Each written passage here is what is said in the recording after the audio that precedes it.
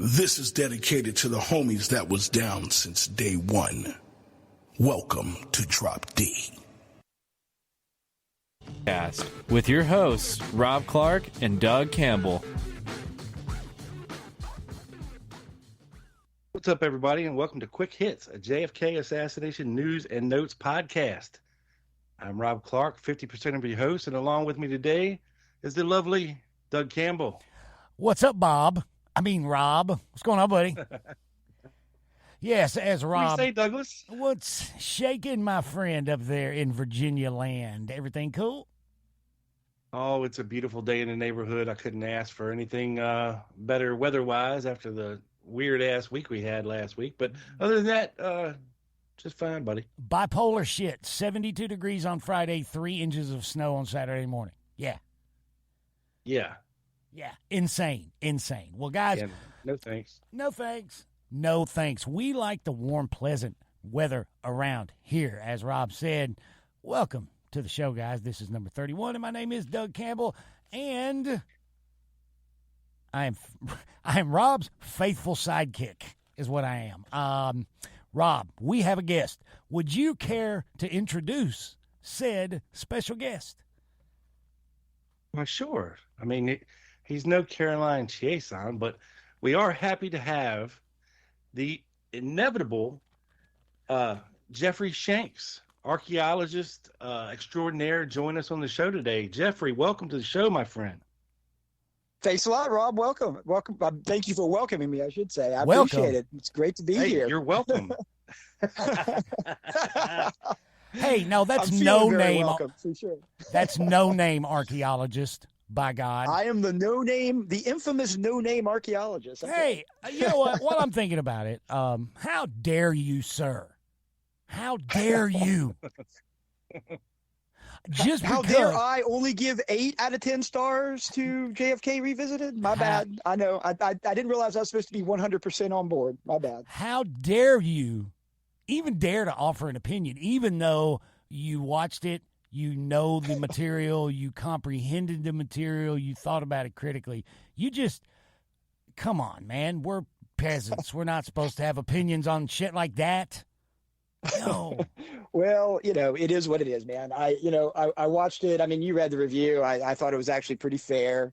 And that's no big deal. I guess it touched a nerve or two, but hey, it is what it is. I mean, maybe some people are just a little thin-skinned, I guess. I don't know.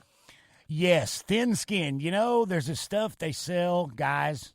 It's called, I've seen it in stores, big bottles, 24-ounce bottles. It's a clear liquid that they sell in the skincare department. Is called Skin So Soft. Have you ever seen this stuff? It's $2.99 for a 24-ounce bottle. I'm thinking homeboy is applying between $45 and $60 worth per day to his person. That's how soft and thin his skin is by now. You know what I'm saying?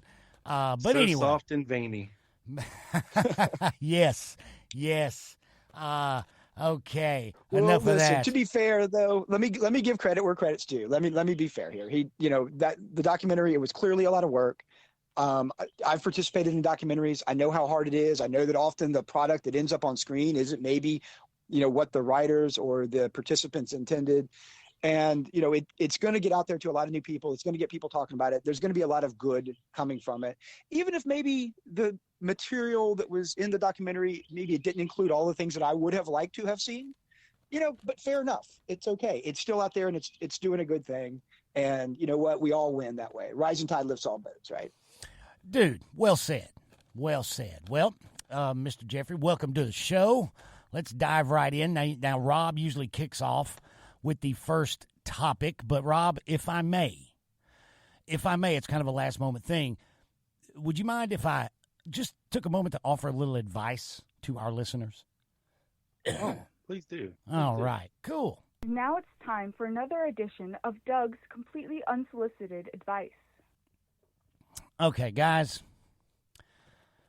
The phrase straw man argument is defined as follows. It's a form of argument and an informal fallacy of having refuted an argument, whereas the real subject of the disagreement was not addressed or refuted whatsoever, but replaced with a false one.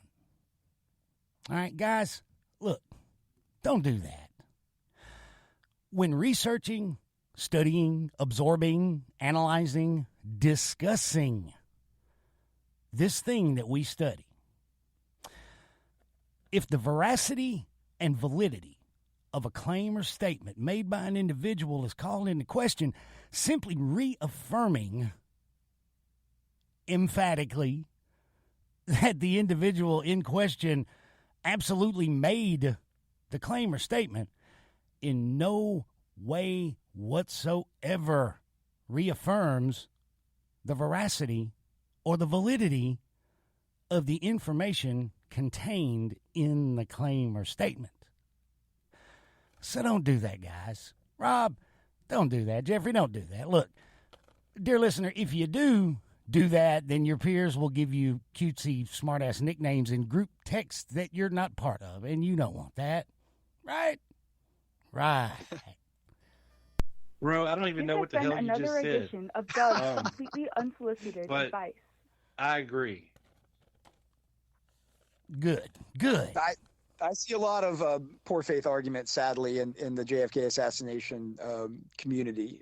So that's a good point. We should watch out for that kind of stuff, especially, straw man arguments. See it all the time. You know? Yeah, the argument that it has to be true because he said it, and inversely, he said it, so it has to be true, that in no way, like I said, reaffirms the validity of the information contained in the statement. So, nice try. So anyway, that's all the advice. I hear a lot of that coming out of Canada these days, but, whatever.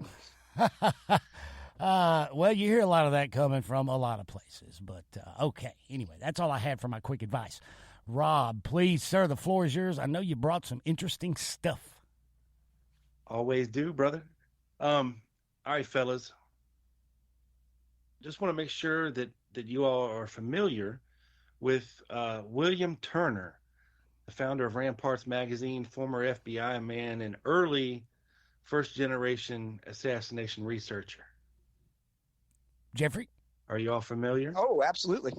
Yes, sir. Yeah. You know what? He's been, but Ted Rubenstein and I there have been a couple of episodes that with Ted come on the Dallas action with me, and Turner figured heavy in that. There was one thing, big interview with the HSCA that was really interesting. He was kind of giving them a preview of his book. Good stuff. Well, hey, funny you mentioned that, Doug, because we're going to hit some of the highlights from that very document. Awesome. It's a great document. It's a great document. See what you guys think about him. So, I've always been intrigued at how this guy knew so much. And when somebody is a former FBI man like this, and then jumps into this foray, so early in the game, it kind of makes you raise an eyebrow. Like, is this guy legit? I mean, is it,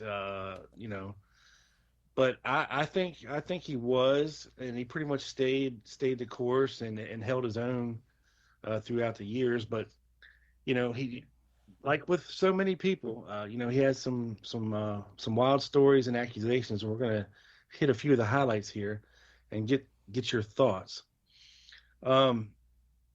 So first up, we're going to talk about Donald P. Norton, who kind of figures into the whole Harvey and Lee story somewhat. Donald P. Norton, Mae Brussel met Donald Norton, and William Kelly told me one time in a message that he met him. And I think he met him at the same incident where Mae Brussel did. I'm not familiar with it. Supposed to be like a Oswald lookalike type dude, Okay. right? Yeah, you know what? There's an article by Mae Brussel about him too, I believe, or something out there. And I know she did discuss him in episodes, but I think she was about halfway convinced that he was one of the Oswald impersonators, I think. Mm-hmm. So there was a story given to Jim Garrison in 1967 by Donald P. Norton, who claimed to have been in the employ of the CIA. Norton says his assignment was to ferret out homosexuals among the officers and men in the Third Army area. One of his assignments brought him into contact with one David Ferry. He claimed to have been in contact with Ferry in connection with the delivery of money to a Cuban television star. Turner says it is difficult to assess the veracity of Norton's story. What kind of contact with Ferry did he have? I'm just don't saying. want to know. Yeah, How undercover was he? I'm just saying. I know. I think if you're trying to ferret out homosexuals, it's safe to say that you're doing the Lord's work. I mean, I'm not judging. Interesting turn of phrase there. Just asking questions here. That's an interesting turn of phrase there, Rob. Ferret out homosexuals. Yes. Oh, my. It further discusses Ferry's broad scope of interest, his work in connection with the Carlos Marcello deportation trial in New Orleans in November of 1963, his possible suicide notes, and the story of Perry Russo, which places Ferry, Oswald, and Clay Bertrand together plotting the Kennedy assassination. Turner states that Ferry deposited over $7,000 in his bank account early in November of 1963, which is intriguing because we know of another party involved in the whole Kennedy assassination who came into roughly that amount of money in November of 1963 as well, as in Jack Ruby. So that kind of jumps off the page there a little bit. How Turner knew this, I have no idea. And then, let's see. We jump over to where Turner discusses Alexander Rorke, the pilot who was who disappeared within. Also aboard were Enrique. See, that guy Rorke. That guy Rorke was connected. He got Marita Lorenz out of Cuba, to safety. She knew him. She loved him to death. She absolutely loved Alexander Rorke to death. They knew each other well. And, I mean, but this guy's plane disappears between Mexico, somewhere around Mexico, literally the same time Oswald or somebody impersonating Oswald goes to Mexico. See, something in my gut tells me that plane flight is connected with that entire incident somehow. And then, like with Rorke, you look at all the people that ended up on the DC-3, the rescue party, Right. Mm-hmm. Hemming was going down there looking for him. It was Interpin. I mean, it was the whole gang. Guys, right. The whole gang went down there looking for him. And there's a hell of an interesting video on YouTube it's a long interview with Hemming, and he describes this whole process he describes the whole thing about how they went down and they were going to every little airport, every little airstrip in the jungle, like one by one, trying to find him and all this shit. It's a crazy story. But William Turner does speak, they do touch on Rorke a little bit there, right, Rob? He says Sturgis believed that Enrique Molina Garcia was a double agent who actually kidnapped Rorke and Sullivan and took them to Cuba in retaliation for earlier attempts on Castro's life. And Hemming agrees. Huh. So that's weird. Yeah, I wonder if Hemming's opinion changed later in life. Can't remember what he was saying later in life about what he thought happened to Rorke. But my opinion is I think the plane probably went down. Yeah. Yeah. That's the most likely, probably. But whether it was, by nefarious means connected to that whole Mexico City incident, I don't know. But I do think that flight was connected to the Mexico City incident. Yeah. Oh, yeah. It's just too close for comfort. It's definitely one of those kind of unsolved mysteries of which this whole event has many, There's some unanswered questions with that for sure, Oh, yeah. And you can't trust what Hemming says, too. So who knows, right? Yeah. Whatever story he was telling whoever that day. Right, yeah, at the time. Exactly. At the time. Is he fucking with Weberman or what? Who knows, There's a Dallas action upcoming in the next month or two. It's got About a half a show, I'm going to talk about that guy. Hemming, I mean. Sweet. Sweet. Yep. And so next up, we head over and talk about Bill Harvey. Says he was dumped in June of '63 as the head of Cuban Task Force W and transferred to Rome Station as a result of his clash with RFK over the missile crisis. Johnny Rosselli gives him a farewell dinner. Captain Bradley Ayres, who's not really mentioned too much, but he seems to have a lot of information. He was an Army officer posted to JM Wave. Recalled that during an orientation tour of CIA facilities in May of '63, Rip Robertson took him to Point Mary Safe House for an overnight stay. Ayres said Colonel John Rosselli was like Rip Robertson, one of the few Americans authorized to actually go on commando missions into Cuba. I don't know what they were doing in that safe house together, but okay. Interesting. Ayres wrote a book in the 70s, early 70s, where he kind of described, it's kind of our first picture of what it sort of looked like inside JM Wave. And I haven't had a chance to read that book. I know a lot of people have. I have seen Larry Hancock commenting that it's a little sketchy because what we've learned now with all the documents that have come out kind of don't match up with what Ayres was describing about JM Wave in his book in the 70s. So I don't know. It's a little weird, you know? Yeah, I don't know if it make can of that be what you will, you know? Disinformation, misinformation, or, you know, a lot of these guys, you know, that were around at the time, just like people do now, you know, they wanted to insert themselves into the storyline. People like Robert Morrow, not the shithead author that's around now, but the you know, the one that was attached to JM Wave and the CIA back in the 70s. Yeah, that's an interesting story too, Robert Morrow. I don't know what to make of that. My bullshit meter wants to tick just a little bit when I read his stuff.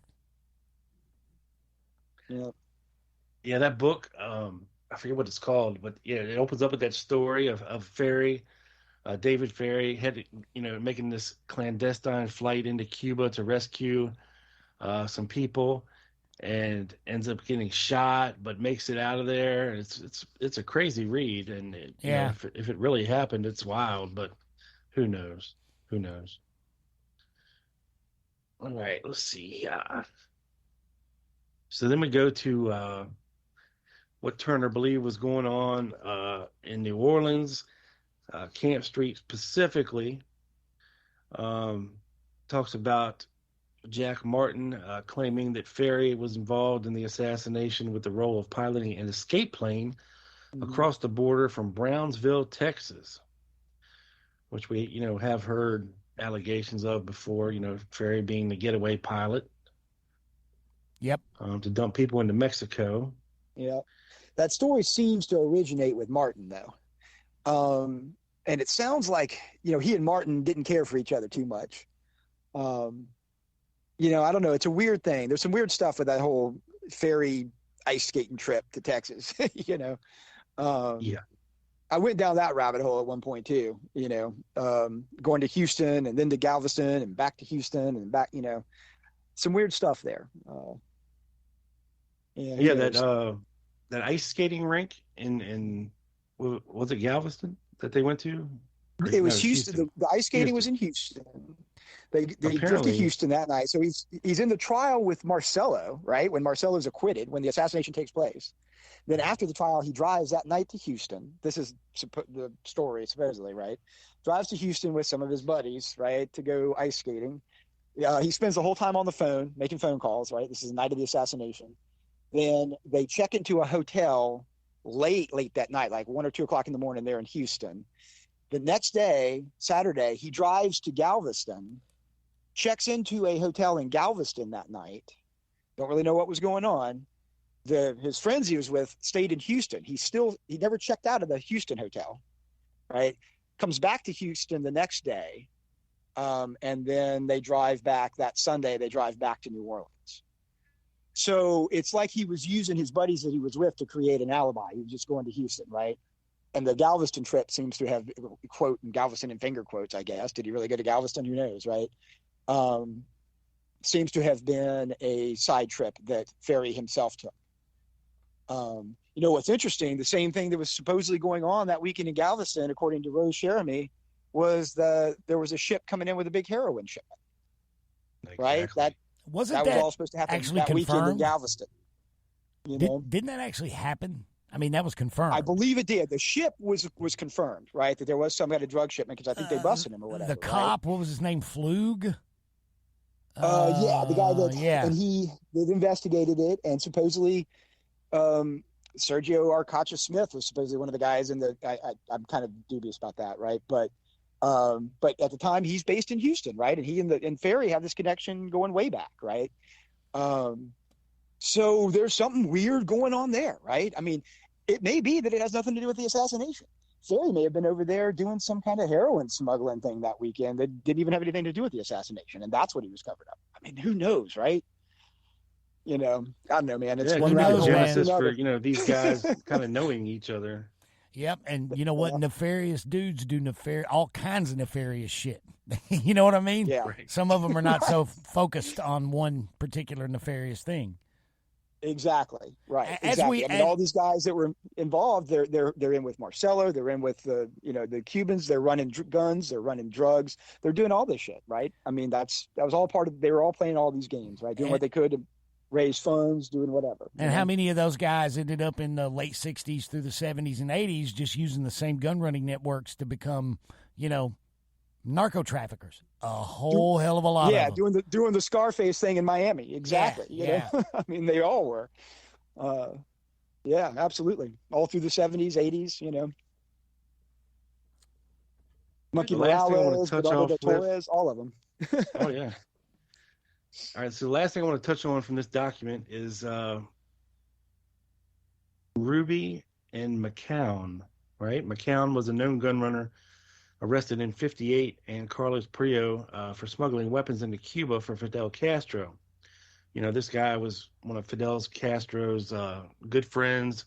I believe Fidel visited him on a couple of his trips to the United States.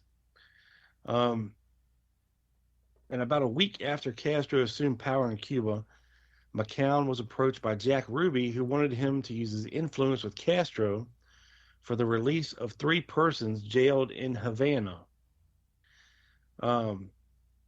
Turner discussed the alleged Mccown-Oswald contact of late August '63, which was reported in the CBS special report on the JFK assassination on December the 7th, 1975, called 3 Witnesses. Turner said CBS did not air Mccown's account of his Ruby contacts and no one asked him. But a friend of his, Sam Neill, corroborated his story about meeting with Oswald. Also mentioned is a visit. Now, I've never heard this one before. Also mentioned is a visit to Mccown by George de Mohrenschildt. Oh. Yeah, that's new to me. Soon I don't after remember the that part. Oswald visit. Yeah. And de Mohrenschildt advised Mccown not to take Oswald seriously. Huh. The story involves a visit to McCown's home by Oswald and a Cuban Mccown believed to be Hernandez. The two wished to buy 4 unregistered 300 Savage semi-automatic rifles with telescopic sights. Turner suggests these would be appropriately used in hunting or assassination, but not for guerrilla warfare. Which is, yeah, it's overpowered, and I think they offered like $10,000 for 4 rifles. Which is something ridiculous. Just to say, overpaying just a little bit in 1963. I mean, God. Yeah, Good and Lord. of course now, with the work that Larry Hancock and David Boylan are doing, it's really tempted to make Hernandez Carlos Hernandez maybe. Yeah. Yeah, that's a new name to me until David Boylan sort of discovered him and oh wait, he was connected here. Oh wait a minute, he was connected. Oh wow, Carlos Hernandez. Yep. He makes a good case too, that's man. A key, I think. And Mr. Boylan makes a good case about Carlos Hernandez being one of the guys with Oswald at Sylvia Odio's place. Yes, and if you look at a picture of him, he's got that weird widow's peak receding hairline thing a little bit more on one side than the other. In the past, people have looked at Bernardo de Torres and stuff and seen that same kind of hair thing. Carlos Hernandez kind of has that same weird hair thing too. So I don't know, maybe.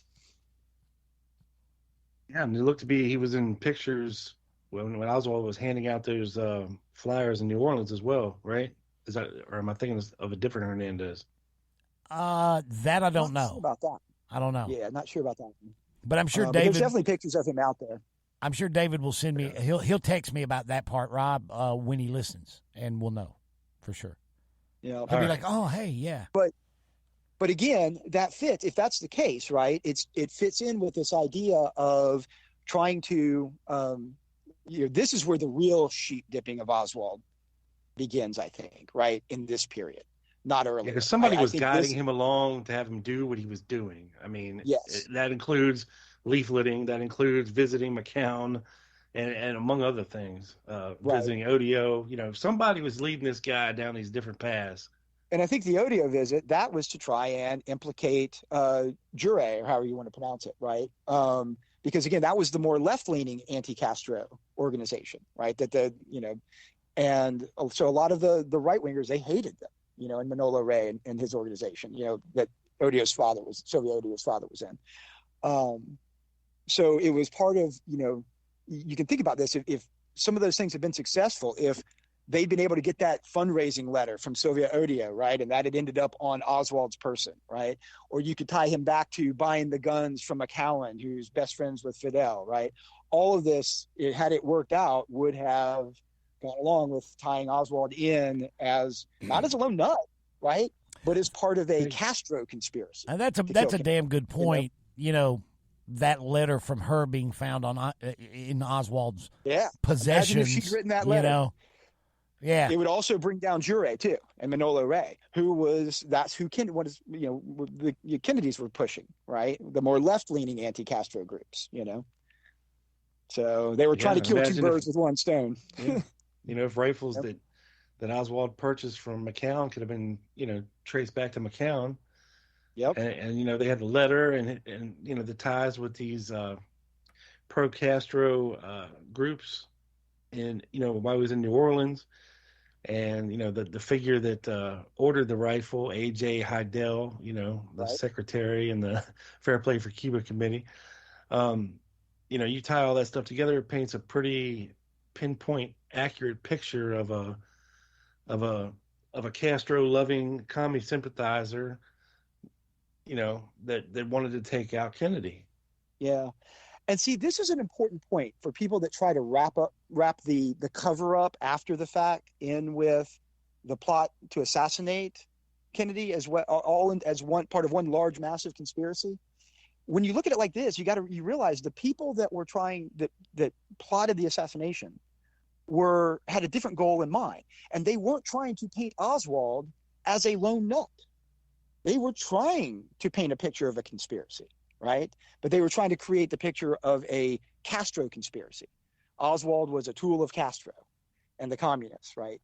The lone nut idea is something that came after the fact, right? When they were trying to, the powers that be were trying to shut that down, like, holy crap, we can't have this, right? It's got to be the Warren Commission. Shut down. The Warren Commission is just an extension of the cover-up. It was the primary cover-up tool.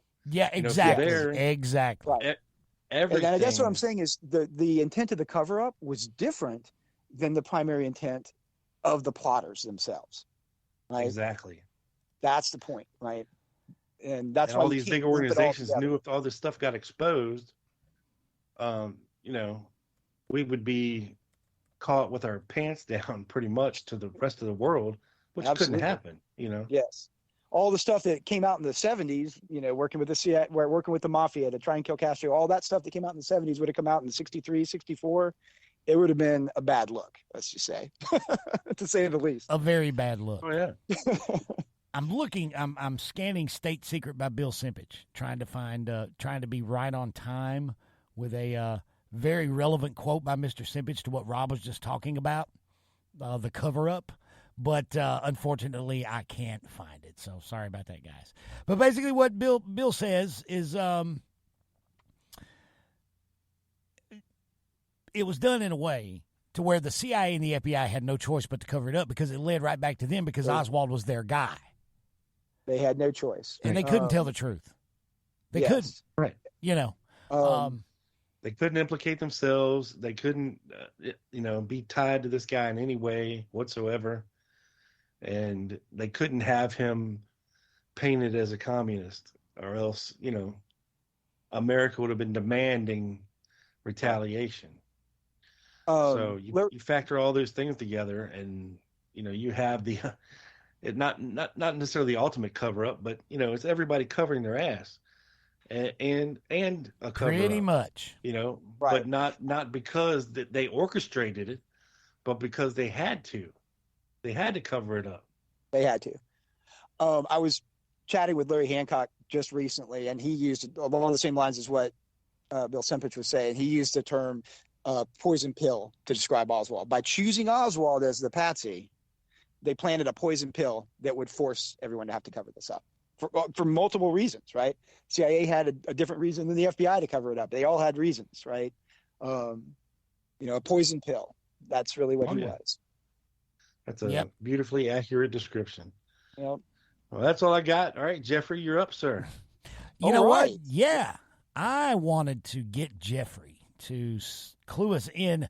Let us know, Rob. You read a document, I believe on the last episode or the one before, on the first segment of our show.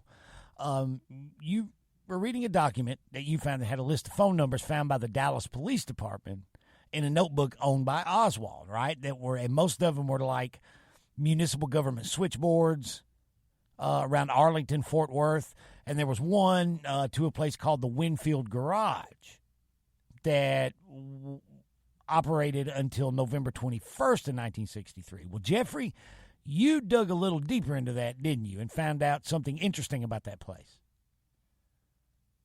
Yeah, I found out some weird stuff. And then, you know what? It may end up being just another one of these crazy conspiracies that the JFK assassination seems to attract all over the place. But what piqued my interest is you guys were talking about it was, Rob, when you mentioned that this phone number to this garage that Oswald had in his notebook, that it was an unlisted number that had been disconnected on November 21st. Right. So just the fact that this number, here's Oswald with a phone number in his notebook that was disconnected the day before the assassination, made me raise an eyebrow. Now, one of the things about it, it's only one number off from one of the other numbers in his notebook that connects to, I forget which one now, one like the Fort Worth police station or something like that, or the government switchboard. Actually, I think it was the federal government switchboard. So it could have just been an accident. He didn't have the number right, so we wrote them both down and tried them both. But the fact that it was disconnected the day before the assassination made me look into it a little bit more. So started, doing some research on the Winfield Garage. At first I thought it was going to be like a mechanic shop, right? Like that kind of garage. Well, that's what I thought when Rob, when you were reading the thing. Well, the Winfield Garage, it sounds like, it sounds like where they work on like cars. An auto shop, Yeah, right. like auto shop. Yeah. Yeah, exactly. That's what I figured. Turns out it's actually a parking garage, and it's a pretty well-known historic parking garage in Fort Worth. It was built in 1920, three-story indoor parking garage, and state-of-the-art at the time. It actually had an elevator. You would drive into it, and it would have an elevator, a lift for your car that would lift it up to the second and third floors. Now, see, that's badass. How come we don't? This is 2022, and we don't have those. Yeah, I know. My God. It's pretty cool. So it was all closed in, like air-conditioned parking garage, right? We don't have that now. Closed-in air conditioning. Like a vending machine parking garage. Yeah, absolutely. Yeah, it's pretty amazing. And I actually found an old ad from the 1920s talking about it. And they ladies are even welcome, right? They have special, restrooms just for the ladies with all of the accoutrements they need, right? This is a great 1920s ad. Well, damn. So anyway, but here's the interesting thing, right? This parking garage was built right next to the Texas Hotel. Which was built right at the same time, right around 1919, 1920. The Texas Hotel might ring a bell for people that are associated, that know about the assassination, because that is the hotel that Kennedy and his entourage spent the night in Fort Worth, the night of the 21st. and then left early that morning to go to Dallas. Flew to Dallas, even though it was like a 15-minute flight, right? Is this the same hotel that they did the little press conference in front of Yes. before he left? Yep, Okay. that's exactly it. So the Winfield Garage, the hotel, the Texas hotel, was originally supposed to be named the Winfield Hotel, after a local businessman named Winfield Scott or whatever that built a bunch of stuff here, named after the famous General Winfield Scott, right? So this parking garage was built to be the parking garage for the Texas Hotel, and it's located not directly across from it, but kind of catty corner across the street, right? In the front of on the street that the hotel's on, so across the street, but over one lot, right? Now, right in front of the hotel, next to the parking garage, the Winfield Garage, was an open parking lot. I guess for the people that couldn't afford the nice air-conditioned parking garage. That is the location that Kennedy came out, and he gave a brief speech there in the parking lot that morning, the morning of the 22nd, after having spent the night in the hotel. And Lee Oswald has the number to that parking garage in his... Has the number to that parking garage, right? Think about this. That 3-story parking garage, that would have been a perfect place to snipe him while he was making that speech in the parking lot next door to it, right in front of that Exactly. hotel. It would be interesting to know if Lee Oswald ever at any time through his seemingly constant job search ever applied for a job at the Winfield Garage, wouldn't it? Absolutely. I mean, because we know that there were several attempts by Oswald or one of the Oswald lookalikes or imposters or whatever. When he came back to Dallas from New Orleans, he was applying for various places along where the route would have been, right, in Dallas. So why not over here in Fort Worth too, if he knows he's going to be in Fort Worth, you know? Well, he changed he jobs does know somewhat. Fort Worth, Texas. I mean, he spent a lot of time there growing up. Yes. So, right. Absolutely. So I start looking into this, but, you know, where do you go from this? You know, it was, and here's another thing to think about, right? There was a motorcade from the hotel to the airport to then fly to Dallas. Was this parking garage where the limo was parked that night? You know, did the Secret Service, you know, have the limo parked in this parking garage? I mean, maybe, right? Who knows, right? I mean, these are some of the kind of things I'm thinking about. Yeah, like, speculating. You know, right? where did they put the car overnight? Did they take? Where did they put the car overnight? You know? I mean, you would think this would be a logical place for it, right? So there's all these possibilities with this. Where did they put the car that night? Yeah, I don't know. You know, and I'm The not even Winfield sure where to Garage. find that out. The Winfield Garage, I imagine. Yeah. It seems likely to me, right? Just speculating, but it seems like a likely place, right? If that's because by this point, probably in the 60s, my guess is that's probably where like they were doing the valet parking, you know, probably. Oh yeah, imagine everybody parked there, you know. I would think it would be something along those, right, you know. So anyway, I started looking at it a little bit more, and this was actually I did this last night, believe it or not. I was like kind of fooling around on my phone before, you know, kind of prepping for this. And I saw that the manager of the parking garage, the person who this phone number would have gone to, keep in mind too, this was an unlisted phone number, right? So Oswald had an unlisted phone number that was disconnected the day before the assassination. The phone number went to the manager of the parking garage and to some of the mechanics there. His name was Andy Anderson. And so I'm reading this, and apparently he was questioned. Andy Anderson was questioned because of his number being in the phone book. And one of the questions they asked him, Doug, was, did Oswald ever apply for a job here? Really? So you were spot on with that, yeah. When you're thinking there, apparently the FBI was thinking the same thing when they questioned him for the Warren Commission. And he said no. He said he didn't recall that. He didn't have any applications from an Oswald. Not that he remembered, you know, or he didn't recall. Let's put it that way. He didn't recall. But the name Andy Anderson kind of rang a bell with me. And I started Googling a little more, and there is an Andy Anderson that was already associated with the Kennedy assassination. There's an Andy Anderson, H.H. Andy Anderson, that's the manager of the Adolphus Hotel in Dallas at this time. And he apparently knew Jack Ruby. I was reading one place, Ruby had a guest pass for the Carousel Club for Andy Anderson that was found on him at the time of his arrest. So I'm like, well, that's a little weird. Can't be the same guy, probably. But as I started looking into it more, this Andy Anderson, that's the manager of the Adolphus Hotel, figures in the late 60s. He figured into the Garrison investigation. Garrison started looking at him. No, really? Apparently, yeah. And as I started looking through it, some document popped up from the Harold Weisberg archives, where Weisberg had written a letter to Paul Rothemel, right, who is H.L. Hunt's head of security, former FBI, that guy, right? Who's an interesting figure himself. He knows where some of the bodies are buried for sure. Hey, man, Dr. Jeffrey Caulfield interviewed that guy. And he scared the shit out of Dr. Jeffrey Caulfield. Apparently, he's about a half-ass psycho dude. Really. Yeah, real. that dude's, think about H.L. Hunt's head of security. Come on, right? Yeah. So it turns out all these guys, this Andy Anderson guy, was all connected. I found in this letter, Weisenberg had sent this graph, and it looks like it's one of those, like, just a standard, like, conspiracy theory kind of graph, like Mel Gibson in the movie, right, where you're putting all the things on the board and connecting them with string and all of that kind of stuff, right? I mean, it looks like this chart with Andy Anderson in the middle, because apparently what he was also doing was he would book acts, and so that's probably how he knew Ruby. They had this connection, booking entertainment acts and things like that, because he was doing it for the hotel he was at.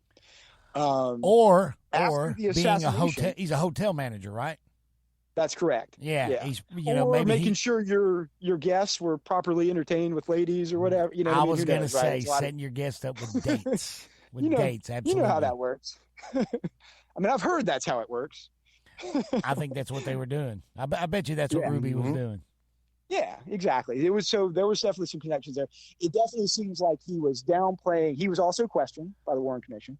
And he really downplayed, I think I might have met Ruby once, and he gave me this pass for the Carousel Club or something. I didn't really know him that well, but, it's clearly that was nonsense, right? After the assassination, this Anderson moves to New Orleans right after the assassination and becomes the manager of the Roosevelt Hotel in New Orleans.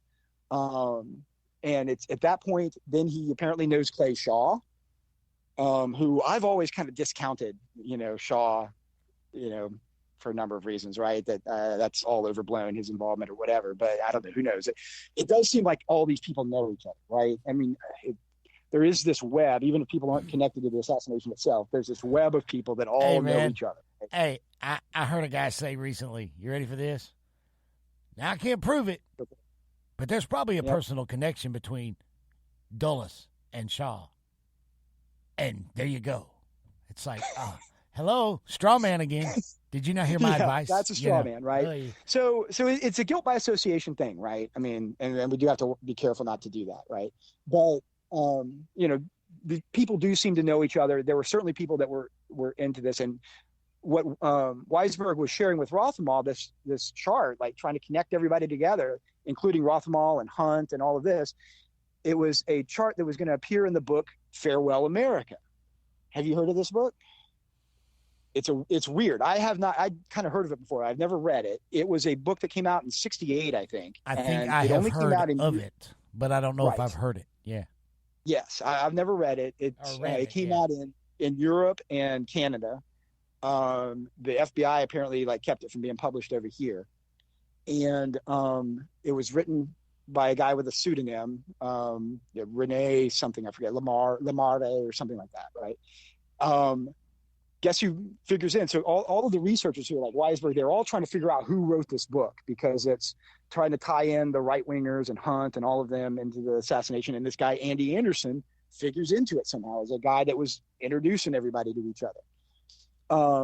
William Turner, there you go. It comes back full circle, right? Weighed in on it. With his connections, he suspected that the ultimate source of the book was French intelligence. He comes full circle with William Turner, right? I've seen today, I know Joan Mellon thinks it probably was just a disinfo book. I've seen Jim DiEugenio, call it a hoax, whatever. I mean, who knows? It's this weird book. I haven't read it. Apparently, it's the premise is, the right wingers, like Hunt and all of them did it, but it's just weird. This Andy Anderson guy ties into it, but it's got to just be another coincidence, right? Not only is it a coincidence Oswald has this garage in his thing, but the same guy, Andy Anderson's the manager of this hotel parking garage, and he's also the manager of the Adolphus Hotel. Probably not the same guy. Don't forget too that Oswald is not avert to hanging out in parking garages. See the Crescent City garage in New Orleans, for example. That's right. Parking garages are not off his radar. Well, here's the fun thing, though. So I started looking more into this H.H. Anderson, this guy that manages these hotels. Turns out I found a document from the Fort Worth Chamber of Commerce from 1959. Guess what hotel H.H. Andy Anderson was managing in Fort Worth in 59? What's that? The Texas Hotel. The Texas Hotel. Get the fuck out of here. Really? Yeah. I mean, 4 years before, right? So what the hell's going on here? For everybody, for the listeners that might not know what the significance of the Texas Hotel is, Jeffrey, fill us in. Give us some context. That's the one we were just talking about. Right. Wait, the Texas one's the one that the parking garage goes with. The one in Fort Worth is called the Texas Hotel. Correct. Okay. That's correct. Okay. So he was the hotel we were talking about earlier, where Kennedy spent his last night. The one that the Winfield garage is the parking garage for. Oh, that's the one. Yeah, that's his okay. Speech that morning. This other Andy Anderson managed that hotel at least as late as 1959. Two different guys named Andy Anderson. Yeah. It almost makes you wonder if the second Andy Anderson, guy? Maybe that's his son or something, right? And he got That's him what I was thinking. Maybe, you know what I mean? Mm-hmm. Maybe he worked for his dad in property management and it's got his own another gig. John Martin fiasco. Oh my God, the Andy so many Anderson. John Martins. Oh my God. The Andy Anderson affair. Here we go. So I feel like this is the kind of thing that some of the first generation researchers must have already gone down these rabbit holes. Certainly the hotel Andy Anderson, Weisberg was on it, or at least looking into it, and training those guys back in the day. So, maybe people have already followed this out. It doesn't go anywhere, but, I haven't seen much on this, and it's weird as hell. If this is all a coincidence, it's 3 or 4 crazy coincidences all in a row. I just keep, I just keep going back to the fact that Oswald had this phone number. Like, what the hell is he doing? Why did he have it? Was it just a mistake, an accident? He wrote down one digit wrong, and he meant to get that U.S. government switchboard. I don't know. The actual notebook, you can find it in volume 6 of the Warren Commission volumes. There are photo reproductions of it in there. It's in not 6, I'm sorry, 16. So you can look at the actual notebook. You can see the numbers and how they're written. I was trying to look at all the other stuff in the notebook, trying to get some kind of context, for it, but it really does look like, he was just jotting stuff down. There's other pages that just have math, where he's adding things, and, there's some budget stuff in there. And then there's he transcribed some Russian song into English or something. So it is just kind of random stuff, Yeah, it's amazing. It's amazing to me that a man that was borderline dyslexic in English wrote perfect Cyrillic Russian. It just blows my mind. Blows my mind. Yeah, But I digress. A lot of weird things with this. So what the hell was Oswald doing with that number? That's just I don't think that's I'm not buying the one digit wrong thing. That's just more. Well, here's the thing too, Doug. If you know the president is going to come to Fort Worth, Texas, and probably is going to stay at the swankiest hotel in town, I would assume. Mm-hmm. I mean, that's pretty much a given. And Fort Worth, where that Texas hotel is, that's probably where they're going to stay. And you're trying to figure things out, or maybe plan something or figure something out for someone else. See, that's what I was thinking. Right. Yeah. The parking garage makes a perfect place to shoot from. Yeah. Or you know what I was I think thinking? it would have probably been like an clean shot, impromptu kind of thing. I doubt the Secret Service would have been all over the place while JFK is giving this 5-minute speech or whatever, as he's leaving town. That probably would have been a perfect opportunity to pop him and get away. Or get somebody like Roy Hargraves access to plant one of the limo, plant one of his bombs, or even it doesn't even have to be the limo. Right, you could plant a bomb, right. A directional I was thinking charge. blowing up the limo, right? But limo's pulling in the garage. Boom. Mm-hmm. Right. Here's the other thing. Why was that number disconnected, unlisted, and changed on the 21st? Why that day of all days, right? Unless they had been getting that. Maybe they've been getting some calls that worried them. Yeah. Or something. Right. You never know. But that's another thing. Right. That damn number getting changed on the 21st. That's crazy. Yeah. Yeah.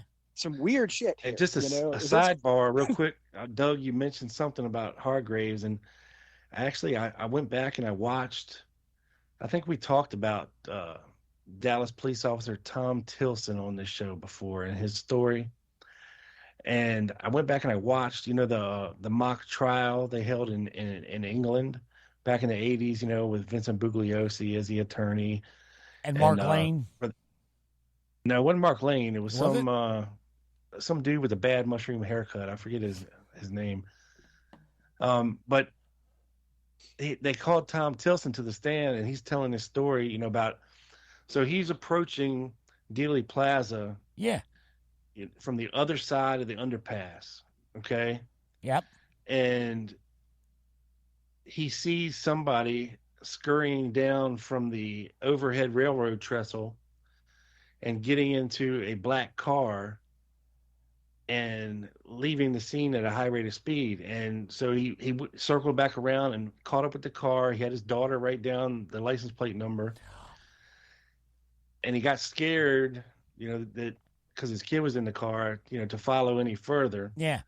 But it just made me think, of some of the scenarios that we put forth, and even Hargraves himself was put out there about, there was a car on the other side of the overpass that was, rigged to blow.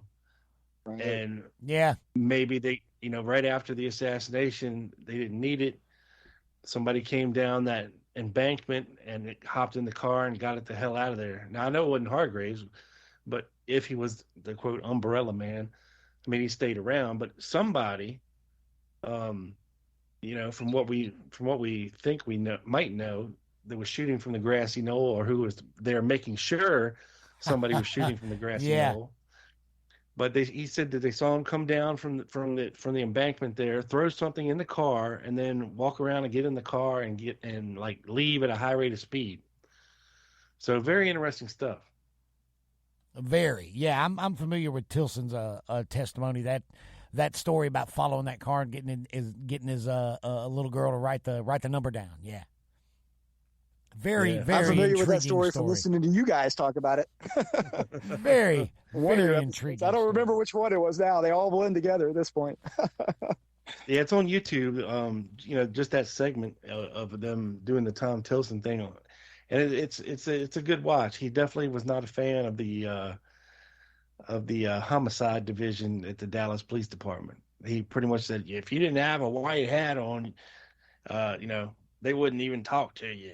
But right, because the lawyer was trying to ask him if he ever followed up. Hey, well, did you find out if they ever did anything with the license plates you gave him? And he was like, nope. Never thought anything more about it. He said, if you didn't have a white hat on, they wouldn't even talk to you. That's a weird thing too, right? The white hat homicide DPD guys. Yeah. And their little clique, That goes back to that Western cliche, I think, white hat and black hat, good guys, bad guys. Yeah, right. And it's got to be just that clique that seems to be their own thing, their own little faction within DPD, And it's got to be a Stetson. Yeah. Hey, we know what kind of man don't wear a Stetson, by God. Yep. All right. Weird stuff. I tell you, Hargraves is an interesting figure, and I got to say, I find that interview that he did with Twyman to be pretty convincing, and it has the ring of truth to it. You never know with this stuff, right? I mean, there's so much bullshit out there. But there are parts of that interview that just send a chill down my spine. I mean, like in a legitimate, oh shit, this is creepily real sense. Yeah, right. Yeah, because you can kind of tell he didn't want to talk about it, you know? Yeah, but then every now and then he'll make a creepy joke too, right? Like he's toying with you, you know. I mean, yeah. I mean, I don't know. Yeah, that guy was right in there, man. Right in there. He was about half crazy too. All right, speaking of half crazy, I don't know if this guy was crazy.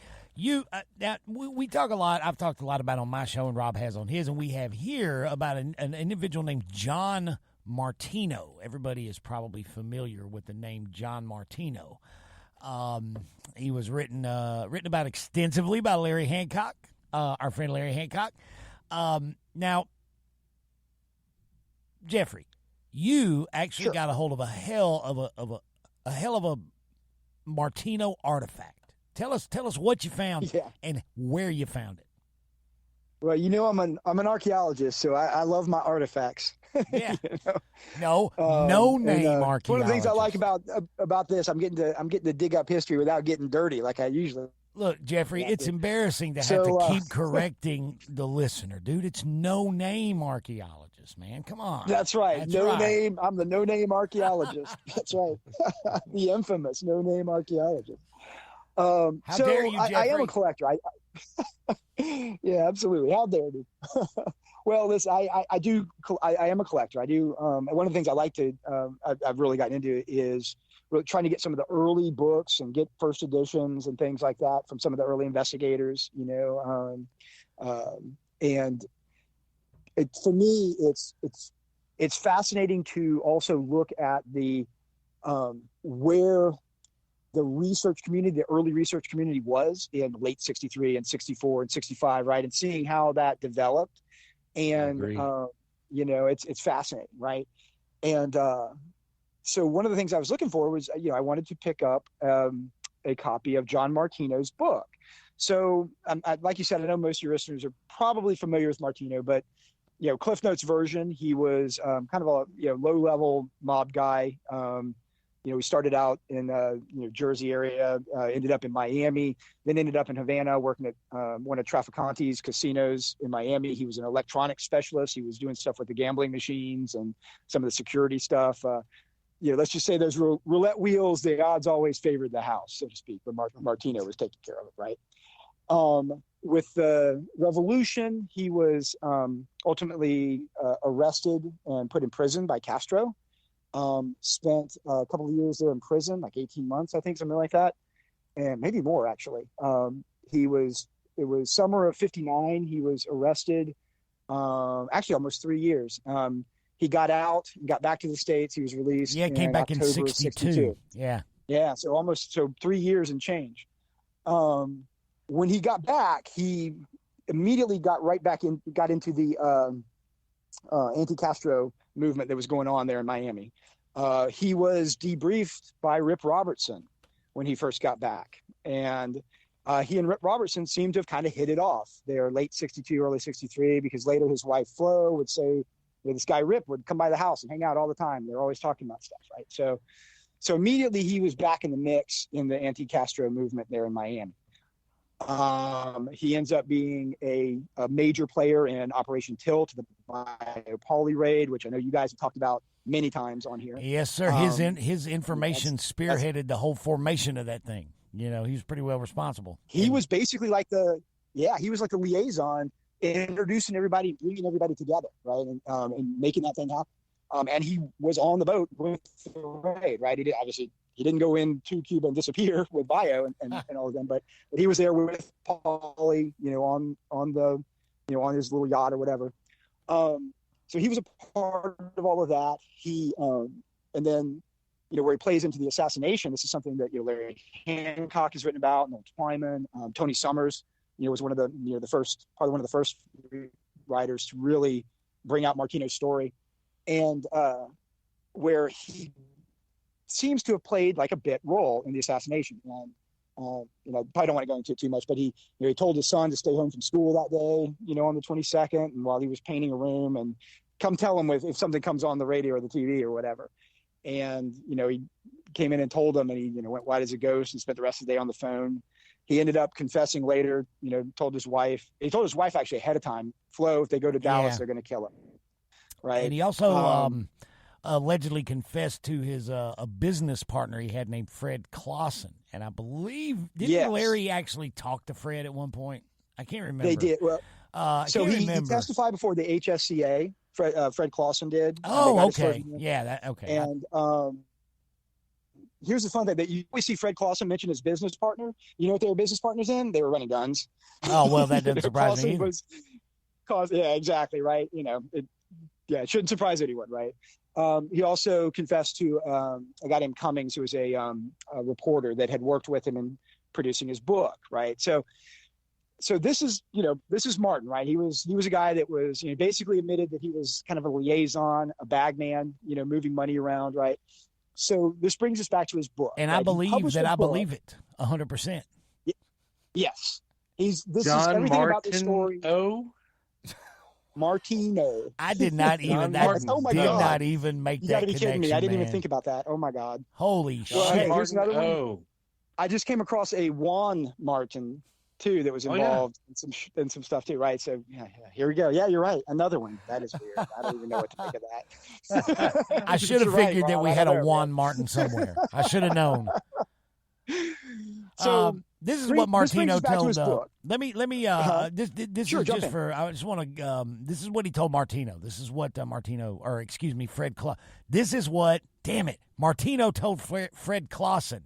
Liberty Lobby. Say that 3 times to calm yourself down. Say it, Rob. No, don't make Rob say Liberty Lobby. Hey, look at that. That's awesome. Just don't ask me to say it 3 times fast. He said Martino told him the anti-Castro people put Oswald together. Oswald didn't know who he was working for. He was just ignorant of who was really putting him together. Oswald was to meet his contact at the Texas Theater. They were to meet Oswald in the theater and get him out of the country and then eliminate him. But Oswald made a mistake. There was no way we could get to him. They had Ruby kill him. And I've always thought that Oswald threw a monkey wrench in the whole works when he managed to be taken alive. Yep. That was not supposed to happen. No, Tippett wasn't supposed to get killed. Whatever role or not he played, that wasn't supposed to happen. If it wasn't Oswald that killed him, I got to admit, I like your Larry Crayford idea for the person that might have shot Tippett. Whatever happened there, shit got fucked up, right? And that was not supposed to happen. And not supposed to happen. Not supposed to happen. But so Martino may not have even known. I think Larry Hancock's made this point a lot. It's one of the things that almost makes him more credible is that he didn't know all the details, right, of what was happening on the ground, and you wouldn't expect him to, because this would have been compartmentalized, right? He would have heard stuff and had some idea of the vague larger plan, but may not have known the exact details, may not have known whether or not Tippett actually was involved, or may not have, whatever. That's one of the things that kind of makes his story more credible, right? He was just a go-between. He was a bag man. He was coordinating stuff, kind of like what he did with the biopoly raid. Same kind of role, right? Yep. He was liaising, right? If you can use liaison. So bringing this back, what we began with. So in the summer of 63, right, literally a couple of weeks after the biopoly raid, he published a book. Martino published a book called I Was Castro's Prisoner.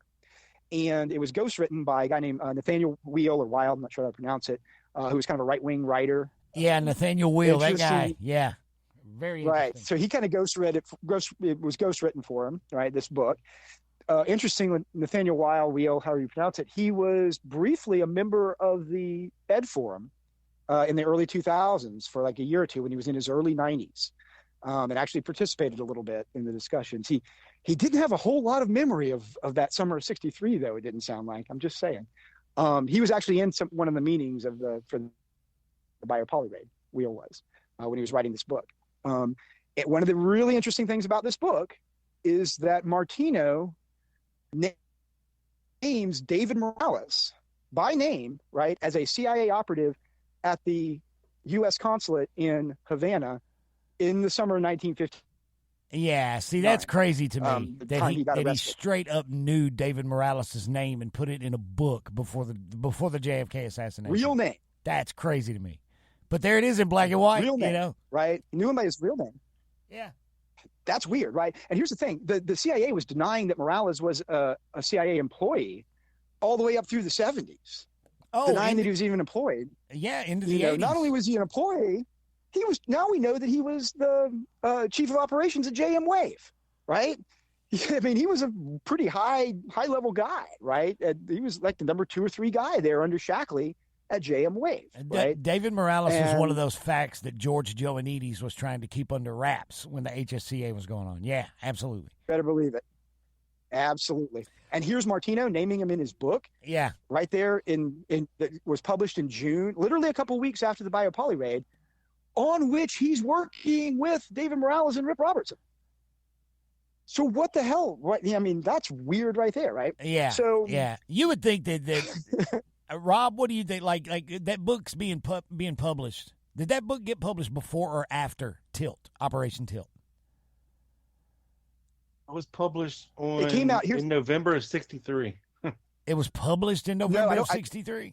No, I think it was before that. Yeah, I got a document here. That may be the case. Hang on, I got a document here that I was going to bring up. One of those weird synchronicitous moments here that happens on Quick Hits. I know. But I'll go ahead and give it to you now. Yes. This is from March 5th, 1964. This is an FBI, U.S. Department of Justice document. And it's in reference to Lee Harvey Oswald, Internal Security, Cuba. It says New York T1 was contacted by special agents of the FBI on March 2nd, 64, and the source furnished the following information. From December 30th of 63 through January 8th of 64, this source was a house guest in the home of Nathaniel and Sylvia Wheel at 4201 South Ocean Boulevard, Delray Beach, Florida. While there, the source met John Martino, the author of a book on Cuba entitled I Was Castro's Prisoner. Martino was imprisoned by Fidel Castro, blah, blah, blah. We got all that. And it says, Martino and Nathaniel Wheel are co-authors of this book, and the book was released in November of 63. The source stated that during Martino's visit, they discussed many subjects, and Martino appeared well informed on Cuba. During the evening, Martino and the Wheels discussed Lee Harvey Oswald and his wife Marina.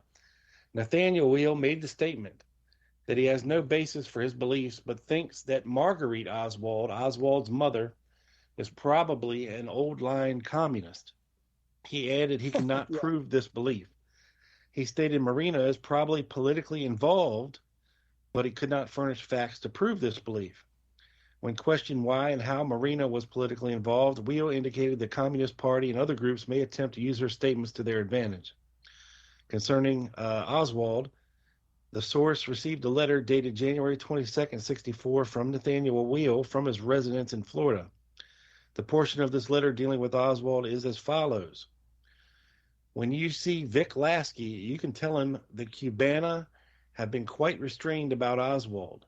They know the circumstances under which Oswald contacted the Cuban G2, which is military intelligence, by telephone from a private house in Miami. But they told the man who had the facts to give it to the FBI and then forget about it. It seems fairly definite that Ruby went to Havana to make some shady deal with a creature called Praskin, who works with the communists and is also tied up with call girls. A friend of mine who ran for president of Cuba in 58 will testify to this shortly for the Senate Internal Security Subcommittee, though this item may be confidential. I know about it because Jay Sorween of the committee contacted me to get him. From this letter and from discussions with Wheel and Martino, the source does not know the informant or source, but no doubt it is Martino, since he claims to be close to Cuban aliens in Miami. The source has no information regarding circumstances under which Oswald allegedly contacted the Cuban G2. The name of the individual who ran for president of Cuba in 58 is unknown to this source. On the occasion the source met Martino and the Wheels in Wheels' home, Martino and Nathaniel discussed the rumors that Oswald had been refused a visa to the Soviet Union, and he made a quick trip from Mississippi to Cuba. Huh. Oswald returned from this trip with a sum of money, amount not mentioned, to which he used to purchase a vehicle. The circumstances surrounding the purchase of the car was not disclosed. According to Nathaniel, the information of Oswald's trip to Cuba was reported by a girl in Miami with whom Oswald, quote, shacked up with. This girl is reportedly from Mexico or Miami, but any additional info in this matter would have to be obtained from Nathaniel. Nathaniel also made a statement, according to the source, that he is convinced that Jack Ruby is a dope dealer, and he will definitely be used by the communists. The source stated that the basis of the above information is definitely based upon conversations with the Wheels and Martino, and the source does not know if the statements are true or just gossip on the part of the above individuals. That's some interesting shit right there, man. Wow. Listen, this is good stuff. So I'm familiar. I read that one too. There's another, a couple weeks later, they interview Martino at his house again. Guess who's there sitting on the couch a couple of weeks later, there early in 64, where they go to interview Martino again? Felipe Vidal Santiago. Well, that was actually in February. February. That was in February. When was this? Was this not the February one? March. Which one was this? Rob's is dated March, right? Okay. Yeah. Got it mixed up, right? Yeah. So like right before Santiago would go on his mission where he never came back, right? Yeah, where he never came back. That document, I'm actually going to read that document in the Dallas action thing about Hemming that's coming up in a couple months. It's actually already in the outline. Cool. Yeah. More synchronicity. So what's going on here with what Martino, and this is all part of the disinformation campaign against Oswald. Maybe we should talk about that too. So right after the assassination, Martino and a number of other people, Sturgis, the folks at DRE, right, they immediately came out with this is kind of what we alluded to earlier, right? The plotters were trying to make Castro a puppet of, make Oswald a puppet of Castro, right? The assassination was, Oswald was part of a Castro conspiracy. And these are all of the talking points that you see in different versions, right? Beginning immediately after the assassination, Martino starts talking to the FBI. He starts talking to O'Connor, the special agent there in Miami, who's also a little shady. That's a whole other story. After that, he started talking to anybody that would listen. Yeah. Yes. So, and these are some of those same talking points. He wrote an article in a right-wing newspaper in January, hitting a lot of these same things. This call that Oswald made to G2 back in October, right around the time of the Cuban Missile Crisis. Here's a funny thing. One of those Weberman interviews with Hemming, maybe I don't know if you'll touch on this in your next podcast, Doug, but Hemming says that about Oswald. He's hinting around where he keeps asking Weber, where do you think Oswald was during the Cuban Missile Crisis? What do you think he was doing? Right. And so some of these guys are spreading some of these stories about Oswald. The story, about what's his face? Jerry, brain fart. That supposedly punched Oswald when he was trying to get on a ship there in Miami. Yeah, Buchanan. Thank you. Buchanan, right? So the Jerry Buchanan's brother, too, was a newspaper reporter. He was spreading some of this stuff. Right. They were all spreading these stories throughout this time. There were stories that Oswald was passing out leaflets in Miami and got in a scuffle with some anti-Castro guys. Which is basically it's the New Orleans story with Bringuier just transported to Miami in the spring of '63. Oh yeah. So, they're telling all of these. This is part of that disinformation campaign. Hemming even claimed to have met Oswald in Cuba. Yes, and going to Cuba, right? Yeah. Yes, which there's really no. So except coming from these guys that we know, these are all their talking points, and you can actually watch them change. Martino was doing a book tour, and we can talk about that. That's kind of part of this, right? Everywhere he would go after the assassination, on his book tour, when he was giving presentations, he would throw in there some of these Oswald talking points, after November. So that's what was going on here. The point, I remember seeing that November publication date in that FBI document. It's got to be mistaken because there's plenty of evidence of the book being out before that. There were one of the things I started doing was going and looking at local newspapers throughout that period, because often they would have an article about Martino traveling around on his book tour. And I was trying to trace all of his movements, throughout the late summer and fall of 63 and into 64. And some of the first mentions of the book are there's reviews that come out in late June referring to the book coming out the week before. So that the FBI, they're either mistaken or they misheard what Wheel said. One of the other things that I'm finding out, a lot of the FBI documents from early 64 when they were doing stuff for the Warren Commission are full of errors, and it's sloppy. They did some, I don't even think a lot of it's intentional. I think a lot of it's just sloppy and half-assed. Yeah, I'm sure Martino went to New Orleans and Dallas before the assassination to promote his book. He's doing his book tour. I mean, I've got all these newspaper articles all through June, July, August, September, October. He actually came here to Tallahassee September 24th, right before one of his New Orleans and then Dallas trips, right? And so one of the things that he admitted, that Martino admitted later to his friends, was that he used his book tour, traveling around the country. He used that as a way to, when he was traveling to New Orleans and Dallas, as cover for some of his activities involved with the prep work for the assassination. Probably being a bag man, doing money, whatever, meeting with people, coordinating, whatever it was he was doing. Yeah, it would be a perfect way, if the question ever came up later. I was in Dallas that day. Hell, I was in Dallas. I gave a talk to the local Minutemen nut jobs. Yeah, of course I was in Dallas in October. I had a gig that night. I was giving a speech. So, and that's what he was doing, right? So, and looking at the timeline in Larry Hancock's latest book, in Tipping Point, he's got a really good timeline of the assassination. It has a lot of Martino's dates. I went and tried to fill in some of the gaps in there by looking at all of these newspaper articles and going through the archives and trying to track his movements. And there's a couple of really key periods, really two, I think, that are really key. Late September, right? He travels. As I said, September 24th, he was actually here in Tallahassee, where I'm at in Florida. By the 27th, he was in New Orleans, traveling there. And after New Orleans, of course, the New Orleans-Texas connection, right? After New Orleans, he travels to Texas, and he gives speeches in a couple of places. But he ends up in Dallas on October 1st. This meeting, October 1st, right? End of September. So this is right after the Sylvia Odio incident, right, which took place there, towards the end of September 25th, 26th, depending on what the date is, right?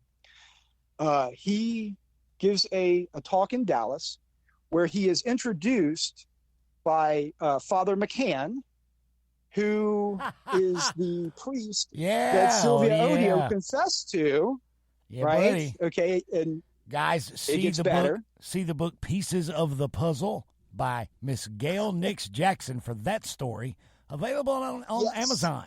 She interviewed him. She amazingly got an interview with him. Co-written by yours truly. Thank you very much. But go ahead, sir. Yes. Right. So Father Mccown, right? Here's the other fun thing. There's rumors that Sylvia Odio and Father Mccown were having an affair. Were you aware of that? I've heard that. There were accusations. Now, was it true or not? Who knows, right? The person that came from was Sylvia Odio's friend, Lucille Connell. And she's the one that tested I can't remember now if it was, I guess it was Warren Commission. I can't remember that, where she suggested that they might have been having an affair. Father Mccown was the head of the Catholic Cuban Relief Fund in Dallas. So it was being used as a way to fund money to some of the Cuban exile groups too, right? So he was connected that way. So he's here. He was responsible for sponsoring Martino's appearance in Dallas that weekend, right? October 1st. Yeah. He introduces Martino that night. In attendance that night were Lucille Connell, Sylvia's friend, right, or co-worker, whatever. Sarita Odio. That's the sister. That's the younger sister of Sylvia, who's there in college. And so they're there in attendance that night. So that's somewhat connected. Martino supposedly wants to meet the Odio sisters because he claims he knew their father, Amador Odio, right? Who's a major player in Jure, right? He claims that they met each other when they were in prison together in Cuba. Now, Larry Hancock has shown, though, that there's no way that they were never actually in prison together at the same time. So you got Martino showing up here, claiming to know their father, right, and trying to get in with the Odio sisters during his trip here to Dallas. Just a week after you had the Odio incident where you have Oswald and Leopoldo, whoever that was, and Angel, whoever that was, showing up, also falsely claiming to know their father. Well, that's interesting trying as to get in hell. with him Yeah, and stuff. that's interesting Right? as hell, the timing of that, for sure. Yeah, exactly. For sure. So Well, really interesting stuff going on. He's there in Dallas. It's for that night he does another couple of Texas tours, and then he's gone by I think October 4th. I think he's in Indianapolis or something. So, but that early period. Here's the other thing. During that early period, that's one of the times that Felipe Santiago also traveled to Dallas right around that time. yeah, they could have both been meeting with Walker, for all we know. Yes. One of those kind of, fundraising things supposedly with Walker, right? So all of this, that's an interesting thing going on there. He comes back to Dallas again. Actually, maybe mistaken. It may have been, scratch that. That wasn't, Felipe Vidal wasn't there for that trip. It was the next trip. The next time he comes through to Dallas is right around October 31st, November 1st. And so this was the period. Let me see. Checking my notes here. I got all this written down. Well, I'll tell you what, Can't Jeffrey, remember all- check your All right. notes. We're going to take a short break, guys, for some promos that I recorded and promised I'd play. So, guys, you hang tight. Rob, is that cool with you? We'll take a short break. Check your notes, Jeffrey. We'll come right back. We'll hit that, and we'll listen to a few samples of this long-playing vinyl record that you found of John Martino. What do you think, guys? Yeah. Sounds Yeah, good. I'm going to go see a man about a horse. I'll be right back. All right, guys. Quick hits, a JFK Assassination Research News and Notes podcast. We'll be right back.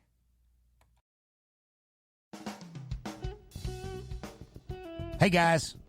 Hey, get ready to spend a little bit of money. Hey, this is Doug, host of the Dallas Action. Not much money. Less than $20, actually. $20. I got something you guys need to read, and that is the new issue of Garrison. Yes, Garrison, the Journal of History and Deep Politics. That's Garrison, the Journal of History and Deep Politics, published quarterly by Midnight Rider News Publications and Mr. S.T. Patrick. The current issue is number 8, and guys, it is right up our alley. I'm telling you, it's the Garrison Political Assassinations of the 1960s issue, and it's a 348-page double issue, absolutely stuffed with writing and research of the kind that folks like you and I love to devour. Again, a special double issue of the political assassinations of the 1960s with contributions from names you know, like Dr. David Manick, Larry Hancock, Phil Nelson, John Simkin, Vince Palomara, Dr. Cyril Wecht, Dr. Walt Brown, David Josephs, Ed Tatro, S.T. Patrick himself, Professor David Denton, and many more. That's Garrison, the Journal of History and Deep Politics, special 348-page double issue, Political Assassinations of the 1960s. It is now available. Now, here's how you get it. Go to midnightridernews.com. Not rider with an R, like you're on a stagecoach, but rider with a W, like you're putting thought to paper with a pen. MIDNIGHT.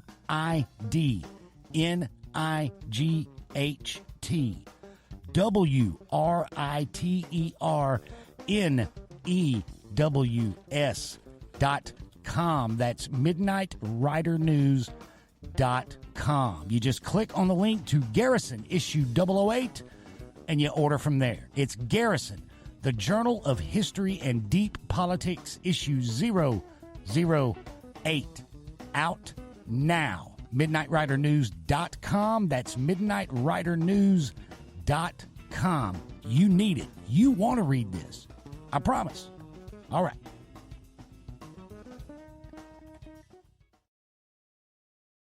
It's a JFK Assassination Research News and Notes podcast. I'm Doug Campbell, along with my lovely co-host Rob Clark, and just want to remind you guys that this next segment here is not in any way, shape, form, or fashion brought to you by Coke Zero. All right. Jeffrey, speaking of Mr. Martino, you ran across a pretty incredible historic artifact. You found an LP, a 33 1/3 RPM vinyl record of this book tour that John Martino did in 1963. Where did you find that? All right. Yeah. So we were talking about his book earlier, right? I Was Castro's Prisoner. It's the title of his book. So I was searching online to pick up a nice first edition copy of the book because, I'm a collector, I was looking for that. So I'm searching on eBay for that and, looking at, a couple of the books popped up, right? There's some new modern reprints of it. And then I'm looking, here's this record with the same title, I Was Castro's Prisoner. Yeah. I didn't realize this exists. Apparently there's, a few people out there knew that this existed, but it's very rare. It's an LP. It would have been produced about the same time as the book, probably that summer of '63. It's two sides. It's about 50 minutes long in total. And what it is, it's kind of a synopsis of his book, right? But also, I think what it is sort of a vanilla version of the speech that he was giving when he was traveling around to all these towns, like what we were talking about, right? And so it's a nice little, gives you kind of a feel of what that would have been like listening to one of his presentations where he's traveling from these towns. Yeah. He'd give his talk usually to, very, communist audiences. A lot of times his talks are sponsored by JBS or, sometimes like the local Chamber of Commerce or whatever, at least conservative, leaning, groups are usually sponsoring him.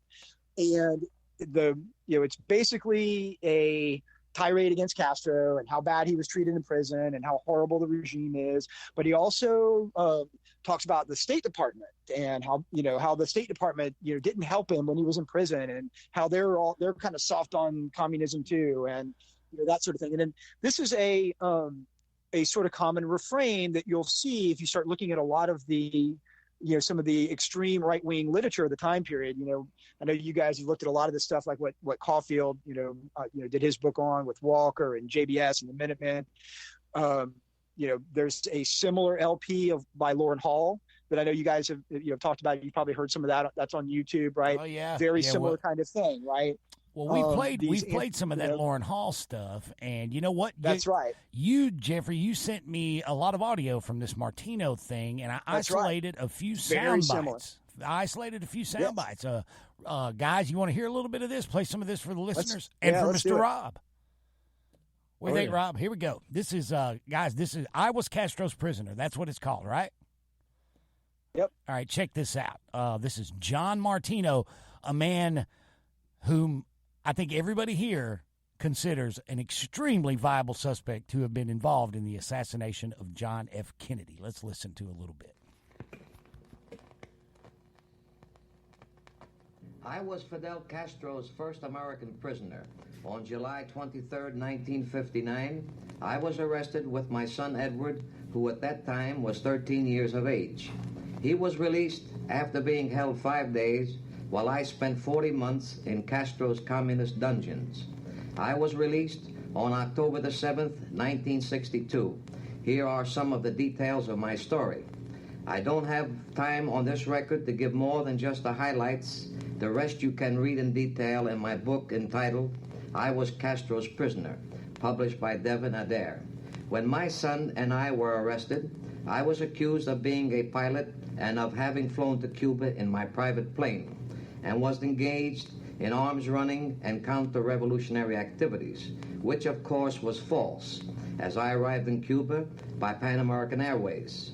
When I was taken to the police station, I naturally asked to call the American Embassy to inform them of our arrest. This was refused me. In fact, when I made the request, I was struck in the face and knocked down by the chief of police. I was interrogated all that night until 5 o'clock in the morning. I kept denying their charges and asked how my son was. They told me he was all right and that I should not worry about him. I was then placed in a cell and held incommunicado.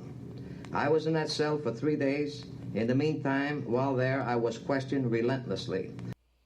Now, here he's going to get into what you were talking about earlier, Jeffrey, about his dissatisfaction with the United States Department of State. Check this out. Right. 2 days later, I was transferred to Castillo de Atares and put into an underground cell, which had no water or toilet facilities, filthy and crawling with vermin. The only window in my cell looked down into the moat that surrounded the castle. I was escorted by an armed guard anytime I had to go to the toilet. During this time, I was very sick. I kept asking for help and for the embassy, but no one paid attention to me. It was during these days that I discovered the presence of a Russian military mission at the castle, and that they were using a radio transmitter at night.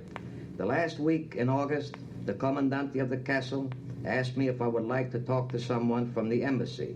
I said yes, and he called the embassy and told them I could have a visitor. The next day, Wayne Gilchrist and another man from the embassy came to see me. The guard let them into my cell and locked them in with me. The first thing I told Gilchrist was about the Russians and the radio transmitter. This is how he replied. "My God, Martino, do you realize what you are saying? They might have the cell wired and are listening. I don't want to get into trouble. Please don't talk about such a crazy thing. You must be making this up." I said, "Gilchrist, what I am telling you is the truth. Go back and report this." After discussing my case, he left. 2 days later, Mr. Kessler came to see me. The first thing I said to him was, "My God, why can't you see that I have medical attention, as I have been very sick?" He replied that my case was a very delicate one, and there was really nothing he could do for me. Now, see, Lauren Hall tells much the same story about the United States, That's right. about the State Department and his troubles with them when he was trying to get out. Like, they just disavowed, you know. But, Robbie, if you remember, they told Hall that, well, you know, you pretty much fucked yourself when you took a took a rank in the Revolutionary Army. You know, we can't help you. Right. Yeah. Yeah. I mean, at that point, it is what it is. It is what it is. There's not really that much more revelatory. That's kind of the gist of it. thing. There's nothing really super juicy in there. He doesn't mention Morales like he does in the book. But what it does, it gives you a feel of the mindset of some of these guys. And for those who haven't listened to the Lauren Hall audio, I would recommend doing that as well. Yeah, that's It's way more important. interesting. It's a whole lot more juicy. I think It's a lot more hardcore because that was really aimed at like, a JBS, hardcore JBS Minutemen type audience, right? Whereas this is a little bit more vanilla. But you get the idea. This is, I think, really important to understand. The guys that were involved in this, right? They're not some evil James Bond villains like coming up with a plan to assassinate a president, right? These guys believe themselves to be patriots. They believe they were doing the right thing. They believe that Kennedy was not, if not soft on communism, may even be communist leaning and making deals with Castro and making deals with Khrushchev, right? One of the books, one of the foundational books to members of the John Birch Society, I can't remember what the guy's name that wrote it, but I remember reading it. I talked about it on the Dallas Action, the John Birchers, the Minutemen, those guys. One of their books that was a cornerstone for them, the author calls the Dulles brothers and Eisenhower communist plants. Yeah. I mean, how exactly. right-wing were these fucking guys if the Dulles brothers were pinkos? Come on. That's correct. Yeah, And think about know, this, like the people crazy. that want to make this massive giant conspiracy where Dulles is the mastermind, right? And he's working with the CIA and the mafia and the right wingers and the oil guys and all of that together as though they're all one big happy family. Yeah. That's just bullshit. That isn't how it works, right? That is Alan Dulles, the grand puppet master. they saw the Dulles brothers as part of that Eastern establishment, right? I mean, this is in that right-wing conspiracy thinking at the time. That's the same kind of idea. They looked at that Eastern establishment as what would sort of evolve into later, like the one world government, new world order kind of conspiracy theory, right? This is the prototype version of that. It began as this idea that there was this communist conspiracy, right? And it was all the people in the State Department, right? The Council on Foreign Relations. Rob, what did Walker call that? He had a term for that. What did he call it? The fifth column conspiracy of communism in the U.S. government. Right. Yeah. That's right.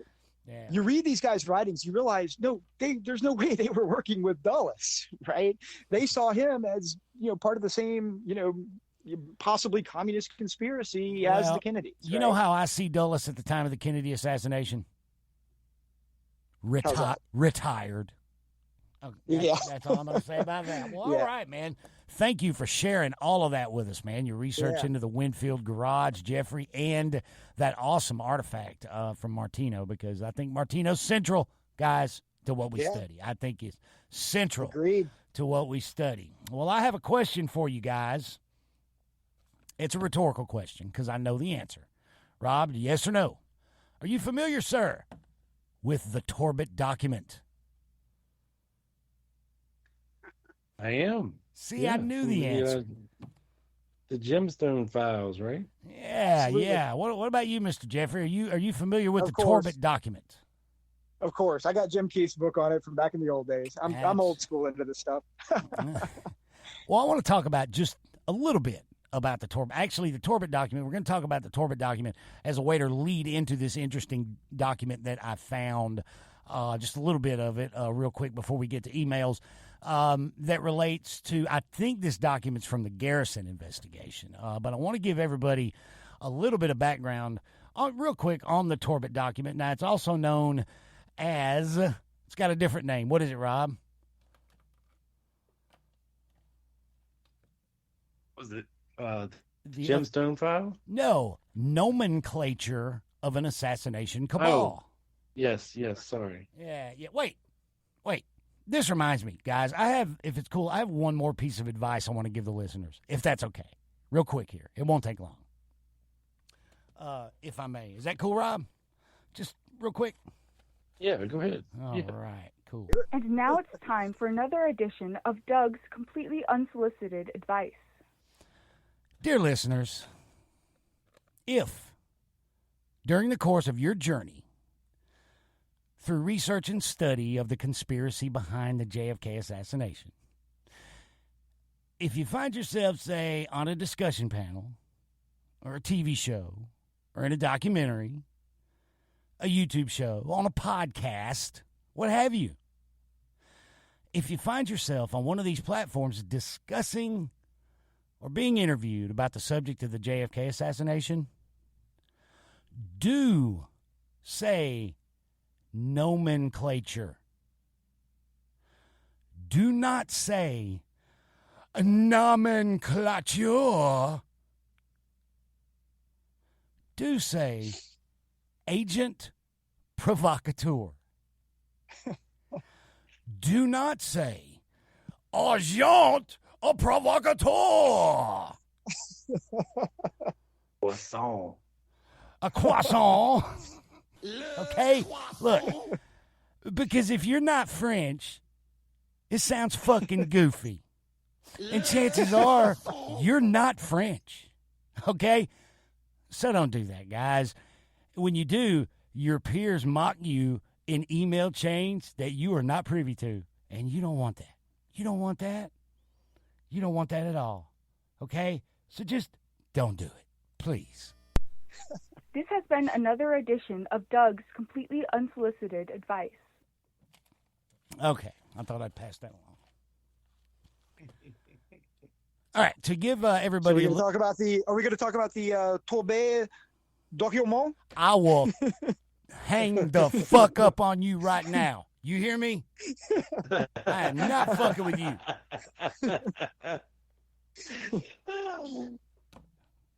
Fifi, that's your new fucking nickname, pal. See, that's what happens in these text messages. Jesus. Is he that Joffrey? How disrespectful. Joffrey? Wow. I just gave the directive, Jeffrey. I was just testing you. Good Lord. William Torbett is the pseudonym, guys, author of Nomenclature of an Assassination Cabal. When the book was published, the author claimed he was a lawyer working in the southwestern part of the United States. I'm reading now from John Simpkins' Spartacus website, awesome Spartacus website. In Nomenclature of an Assassination Cabal, Torbett claims that John F. Kennedy was assassinated by a fascist cabal who planned to lay the blame on honest right-wing conservatives. Now, there's a fucking tongue twister for you, honest right-wing conservatives. In their first ploy to lay the blame on Oswald and the communists was not bought. According to the author, it was organized by J. Edgar Hoover and William Sullivan.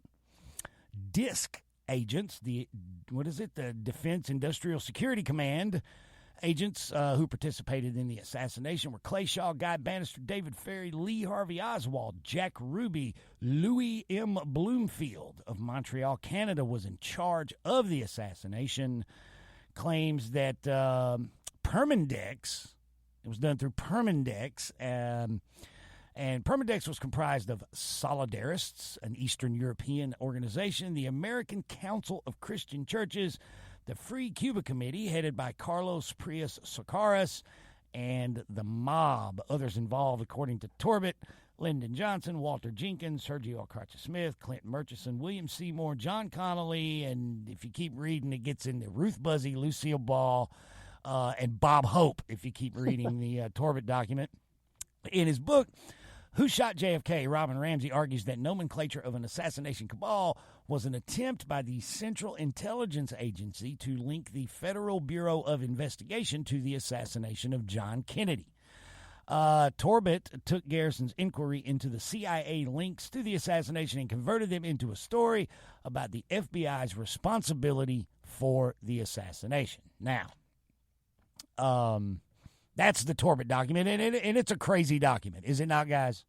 Kind of crazy. Yeah, it's a mess. It's all over the place. Hard to know what to make of it, right?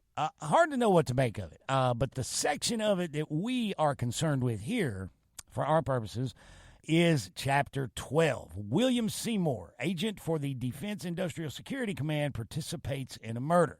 And it says this: William Seymour came out of the rear of the depository building about 15 minutes after the assassination, ran around the building and across Dealey Plaza to enter a car and take flight. Gordon Novel, the other fabricated Oswald, has been shown to have been elsewhere at the time in question. At approximately 1:15, Tippett, who was cruising east on 10th Street, passed the intersection of 10th and Patton about 8 blocks from where he had reported at 12:54.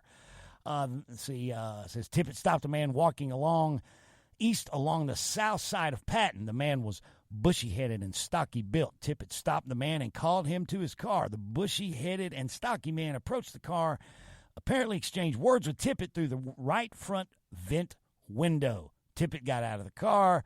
The guy kills Tippett. Then it says this: the real killer of Tippett hid in a cavernous building at the corner of 10th and Crawford, which in 1963 was known as the Abundant Life Temple. In an aerial view of the area, the commission traced the killer's escape path from the scene near 10th and Patton to Jefferson Boulevard, then to the Texaco service station 1 block west at Jefferson and Crawford. But according to the Torbett document, the real killer of Tippett was this stocky guy who ran into this place called the Abundant Life Temple. Are you guys familiar with the Abundant Life Temple?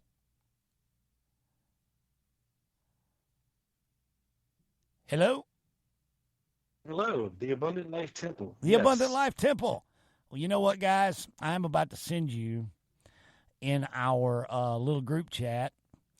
I'm going to send you a photograph of this place before it was torn down, and it was cavernous. If you'll look in our text thread. I just sent you a picture of this place. Check that out, Rob. Let's see what we got here. Big old place. So if I remember correctly, isn't this related to one of these maybe fake churches that were being set up by, by some of the guys like, Ferry obviously had his Chrisman and Beckham. Chrisman, right? Yeah, that exactly. whole bunch. Fred Chrisman and Yeah. those guys. Well, now, this document that I have, gentlemen, in front of me here, I found it kind of interesting. And judging by the date, the format, the date is 15 September 1967, the format, the way it looks, subject matter, I'm pretty confident that this is probably a Garrison Investigation document written by, I don't know, but I found this in the Malcolm Blunt archive. So there's no riff, there's no anything. It's just, boom, there's the document. Well, I'm going to read from it a little bit, okay? It says, regarding Minutemen in Dallas, Texas, from confidential source who attended a meeting of the Minutemen. In a meeting at 3510 Greenville Avenue, Suite E, telephone Taylor, 1972, a source overheard the following individuals discuss the strategy for and modus operandi to be used in the contemplated assassination of Mr. Stanley Marcus of the Neiman Marcus department store. Sources identified these persons as members of the Minutemen and that organization's political action arm, the Patriot Party. Okay, we've talked a lot about the Patriot Party. Mm-hmm. Now, these are some of the people that were at this meeting talking about this assassination. A. Harold L. Helm. He was removed by Robert Depew as head of the Texas Patriotic Party, quote, because he bought and operated a strip joint. Ronnie A. Wisk, scion of a Dallas manufacturing company who has in the past employed Harold Helm. Wisk and Helm were issued Jack Ruby Carousel Club permanent pass cards numbers 238 and 239. Oh. Without being too cynical, imagine that. Let me throw this out there. Yeah. Andy Anderson had card number 139. Just saying. Well, that's interesting too, man. For real. Synchronicity. Synchronicity. Without being too cynical, the document continues, may I point out that the Minutemen and Depew may have been aware of the publication in the Warren Report of these numbers even before we were. And the public cashiering of Helm from the Patriotic Party for, quote, purchasing a strip joint may be more of a post-assassination cover-up, in fact. Next, Thomas Coffey, believed to be a now-retired government employee living in Garland, Texas. W.L. Brandenburg. Brandenburg is a draftsman for the Geotechnical Corporation. His wife, first name unknown, is said by source to be a veteran of 15 years personal service to FBI Director J. Edgar Hoover. Don Matness, formerly a government employee who graduated from the Rice Institute. Nothing interesting there. And then this. Here we go. The Reverend O.B. Graham is variously listed as Otis B. Graham and Oscar P. Graham in Dallas directories. He presently resides in a trailer park operation at 300 East Greenbrier Lane, Dallas, Texas. In 1964, was shown as Oscar P. Graham, pastor of the Abundant Life Temple, which was the former resident 1119 Sunny Glen, which was the former address of the Abundant Life Church before it moved to the 300 East 10th Street location in 1962. Yeah. I feel like those are names that need to be followed up on. Yeah, and it says here, Dallas County records show that the United Missions of America, a Texas corporation of Dallas, Texas, represented by O.B. Graham, purchased the Oak Cliff Christian Church at 300 East 10th Street, Dallas, Texas, from trustees of the Oak Cliff Christian Church, and then he sold the church to Living Way Incorporated of Tulsa, Oklahoma in 1964. All right? Now, here's the last name on this list of people at this Minutemen meeting. Walter C. Tucker, a mechanic with Continental Trailways, which is housed diagonally across from this. Yo. He's a motherfucker. Who, Walter Continue. Tucker? Yes. Why you say that? It's an old school R&B hip hop reference. But please continue. I told right over my head, man. I'm like, hey, you already know about this guy then, right? Okay. No, I don't. Walter C. Tucker, moving on. He's a Walter Tucker. motherfucker. He's a motherfucker, yes. Got it. Okay. Holy cow. I mean, the hell is that old dude even talking about? Okay. Sorry. Where was I? Continue. Where was I? A mechanic with You're Continental on Trailway. Walter motherfucker, Tucker. Get this about Mr. Tucker, the motherfucker. He was a mechanic with Continental Trailways, which is housed diagonally across from the Stemmons Expressway from the Texas School Book Depository, and employer of Kenneth Cody, the bus driver of 15 years service on the Shreveport run, whose telephone number twice appears on the last pages of Oswald's notebook. Oh, Kenneth Cody, Yes. bus driver for Continental Trailways, his boss, Walter Tucker,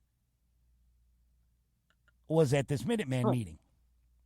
Now, hold on a second. Hold on. Time Yeah. out. Yeah. Is this the same Kenneth Cody, I believe, was related to a different Cody who was residing at Oswald's rooming house and may have been associated with the Dallas Police Department? There's a Kenneth Croy who was the reserve police officer running around with Pinky Westbrook that day. But his name's Croy, not I'm Cody. thinking I got so much shit in my brain, but something is telling me Oswald's rooming house and this Cody name have a connection, as well as I believe the person that Jack Ruby bought his pistol off of was either Kenneth Cody or somebody related to him. You know what? I think we ought to assign looking into that further to Jeffrey. that sounds fun. I'm on. He's on it. Yep. But I'll do some excavating. But I just thought that was interesting that that a guy, connected to a man who appeared in Oswald's notebook twice, and the pastor who owned the Abundant Life Temple building at the time, were both at this Minuteman meeting where they're talking about an assassination. Yeah. Oh, I mean, I think these guys are connected. I think the church things, my feeling on this, and creating the fake, these fake ministries and churches and things like that was probably a way to move funds tax-free where it wouldn't be tracked. Exactly. Probably, yeah. That seems to be what that was being used for, right? It's easy. People can be making donations to these religious organizations. We're talking about Father Mccown. He was the head of a Catholic version of one of these, right? Where there was Cuban relief money, right? These were ways to funnel funds and, for the gun running, for all of that kind of stuff. So that's what these guys are all doing. And, when the assassination comes into play, I mean, this is part of that greater context. It's part of that milieu, of what's going on here. That's right. Yeah. Well, that's all I had, guys. That is all I had. Man. I'll bet you that Mr. Rock... you didn't say that word with enough French ambiance. What's that? Which word? Try again. Which word? Motherfucker. Milieu. No, milieu.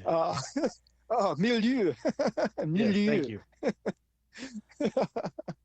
Man, don't make me get fucked up in here about the French stuff. Come on now.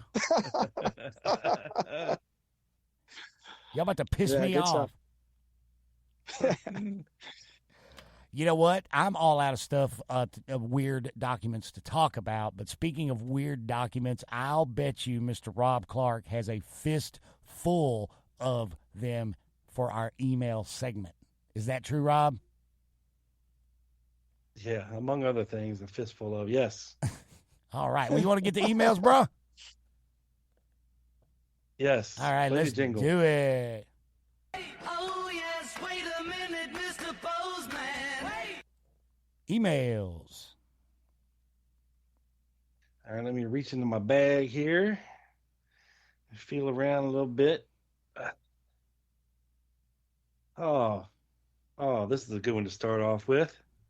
Oh, boy. This is from Tim the Eugenicist Sweatpants, one of our most prized emailers. Well, he's one of our most regular ones anyway. I'll say that. Yes. Yeah. He's very prolific. Hi, Bob and Donald. I'm sorry my last unusually serious email on JFK as a saint confused and confounded you when you read who'd sent it. I can only apologize and assure you that I've wrestled the keyboard away from Lise so she can't send any more emails like that under my name, that bitch. For the past couple of weeks, I've been vacationing in the Austrian Alps and staying with my good friend and fellow redneck assassination researcher, Dregs Barker. I've been practicing my winter sports on the slopes and enjoying some top skiing. I gotta say, though, some of these black runs are really scary. When I was at the top of the one mountain contemplating the sheer drop before me, well, I can honestly say it resulted in a horrible jihadist smear in my sweatpants. There are some mountains I just won't go on to, though. The last one was because lone nutter Frank Wingtip was skiing over there. While I've been here, Dregs and I have been discussing some serious assassination-related discussions. Dregs took time off from doing his psychological diagnosis work of all the dysfunctional wombats, koalas, and kangaroos running around the Vienna woods. Now, I know what you're thinking. Didn't we take the time to record our meetings for posterity? Well, fear not. We invited our friend Billy Kay to attend and take notes.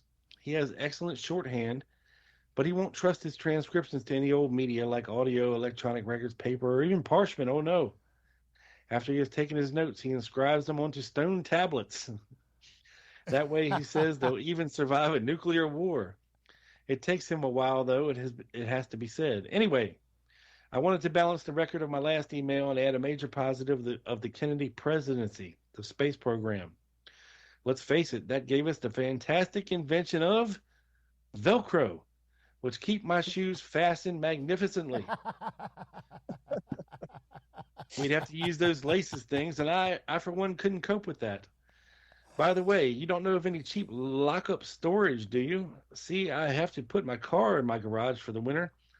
It's full of pallets of books and DVDs I've been storing in there for ages, and I can't get rid of. My good lady is coming around later with her massive U-Haul to help me move them.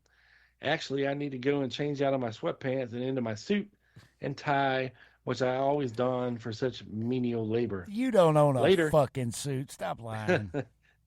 Tim the Eugenicist. P.S. Gerald Posner's erotic upper lip adornment. Absolutely. Don't know Free what mustache that rides for all. Okay.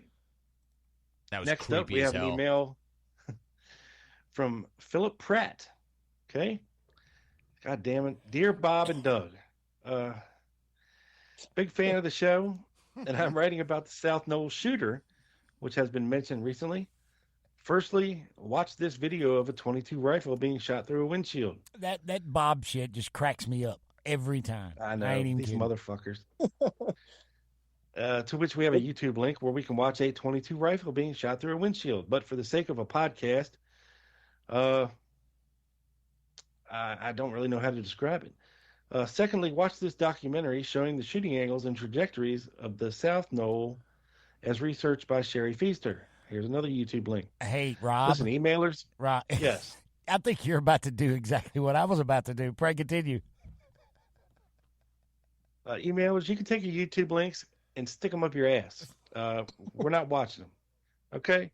It doesn't translate through to podcast audio very well.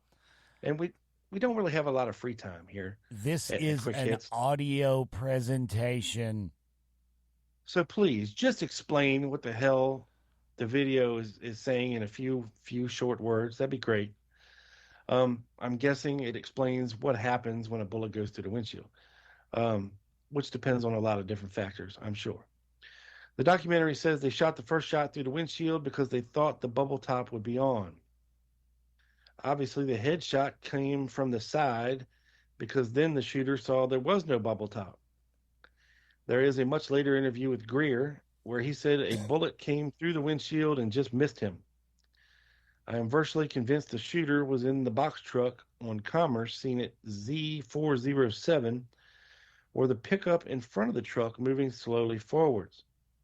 Pro snipers say they prefer to shoot on the level. It's more accurate than shooting downwards. Sherry Feaster said the head wound and back spatter rules out the North Knoll. I think all the activity on the north side of Elm was smoke and mirrors, covert ops tactics. If you watch the high-res Z film at 1080p, half speed, god damn, at Z312, you can see a smoke streak from the headshot back spatter highlighting the superheated air of the bullet trajectory pointing directly to the South Knoll. Admittedly, both shots are very difficult, but the distance from target to shooter is the same as from target to TSB sniper's nest and closer than the Dowtex. If this is all true, it highlights another Secret Service cock-up. If there had been a third agent sitting in the middle of the front bench seat, he would have blocked the first shot with his forehead. In most other motorcades, there were 3 agents in the front seat. Or absorbed the first shot with his forehead. Regards, Mr. Triple Underpants. Okay. I'm just going to say I'm dubious.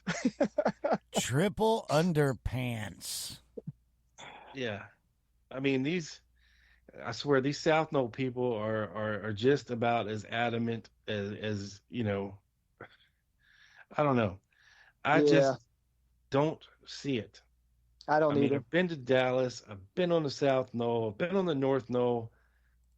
It just doesn't jive right from the South Knoll. It just doesn't. Something is just off. Something's just off.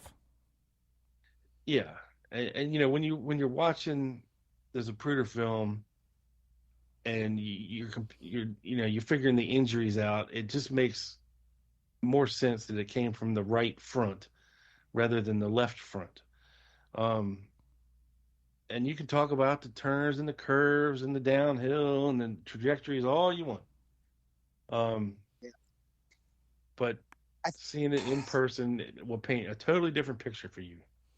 Yeah, you really got to. Not taking any away from Sherry Feaster and her analysis and all that.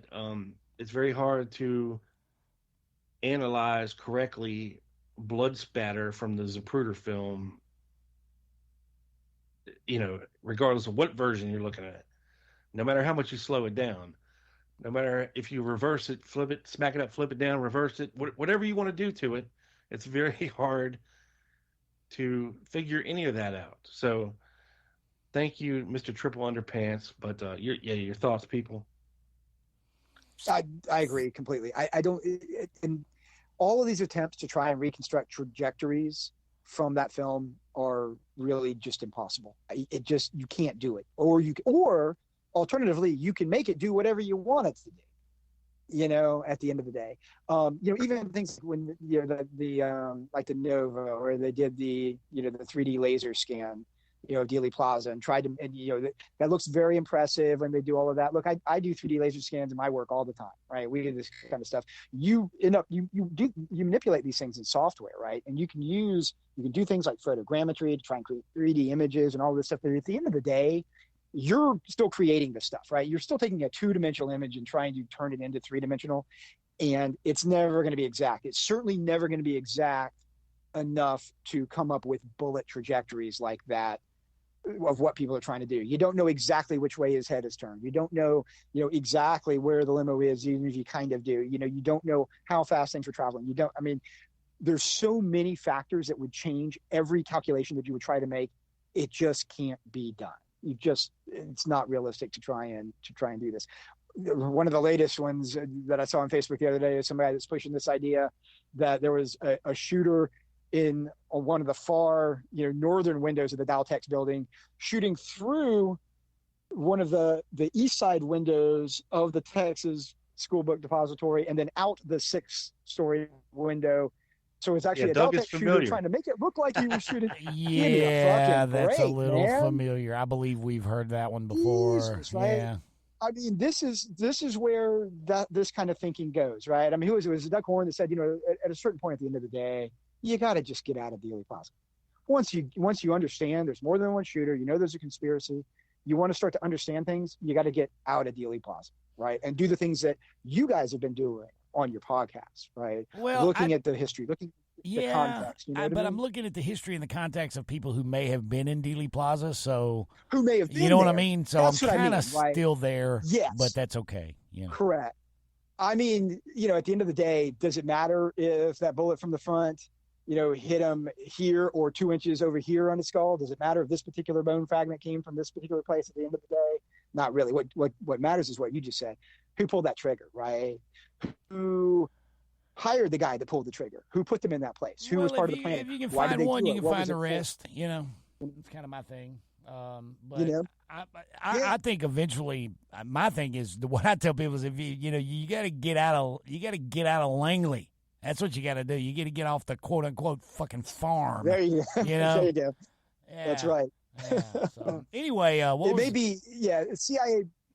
You got to get to JM. Well, you got to get to Miami if you're going to go down to see him. There you CIA go. Get your ass to Miami. Langley. Get your ass to Miami. But yeah, Rob, I agree with you about Right. The South Knoll. It doesn't feel exactly 100% right. No, sir. Yeah, I mean, there's theories, and then there's theories that you'll never be able to prove to a satisfaction of, a reasonable doubt, and this is one of them. And we can talk all day about it, but it's not going to be. You're not going to convince 100% of the people. All right, moving on. We have a notification, Doug, from Podbean. Oh, hey, Podbean. I use Podbean a lot in my daily podcast listening. If you remember, a couple shows back, we had another notification from Podbean about a comment that was totally out of left field about the great Emperor Nero. Yes. Somehow relating to our podcast. Well, apparently, dear podcaster, great news. You have a comment on your podcast in the Podbean app. Oh, boy. Referring to our episode 29, debris piles, new files, and emails from Miles. He says, that was my comment about Nero. I was applying Nero's return to the theory you mentioned that JFK was considered to still be alive. It was interesting that this 2,000-year-old, and that's all we get. So, thanks, Podbean. That was it? That's it, buddy. Like I said, some of these are not as good as the others. Damn. Wow. Oh, all right, now. That could have been profound as fuck, and we're not even going to get to hear it. I know. I don't have the Podbean app, so I could not continue on to read the rest of the comments. So step your game up, Podbean. Sorry, I listen to Podcast Addict, so fuck Podbean. This one's titled "Rob, you are one funny motherfucker," and thank you, I am at times. I agree 100%. And this is from our old buddy Wayne Warner. Doug. All right. Double W. He says, you were finished. Well, allow me to retort. Guys, sometimes if a pile of shit sits around too long, you don't know if it stinks until you stir it up. So I'm humbly poking at that hole in the windshield of the limo. Now, depending on which version of the Zapruder film that you view, when you come to frame 255, you may or may not witness an event taking place on the windshield. Two flies fucking. No, I'm joking. I added that. It appears to me that something is striking the windshield and leaving a very obvious hole that you can see in the following frames. I don't know if anyone else has called this out before, but I'm going to beat this dead horse because I believe. Adios, motherfuckers. Adios, Wayne. again, when we're looking at the fucking Zapruder film, okay? I don't care how much you blow it up, slow it down, what version you're looking at. There's no way in hell you're going to see a fucking hole in the windshield. I'm sorry. It's just not possible. The fucking film is not that great quality. It could be a grain of fucking sand. It could be an imperfection in the film. It could be anything. It could be two flies fucking on the windshield. You don't know, Wayne. But I love you. I admire your tenacity. But go fuck yourself. Yeah, Wayne. I mean, that's a ridiculous take. Man. All right, next up. Hey, but keep those emails coming, Wayne. We love you, buddy. Yes. Hi, Rob Clark and Doug Campbell. Hello. Would you be interested in having a dedicated website for your podcast? We have built a website just for you and your podcast, and you can preview it here with a link. And the best part about working with us is that you will not only get a powerful tool, but also a dedicated team behind it.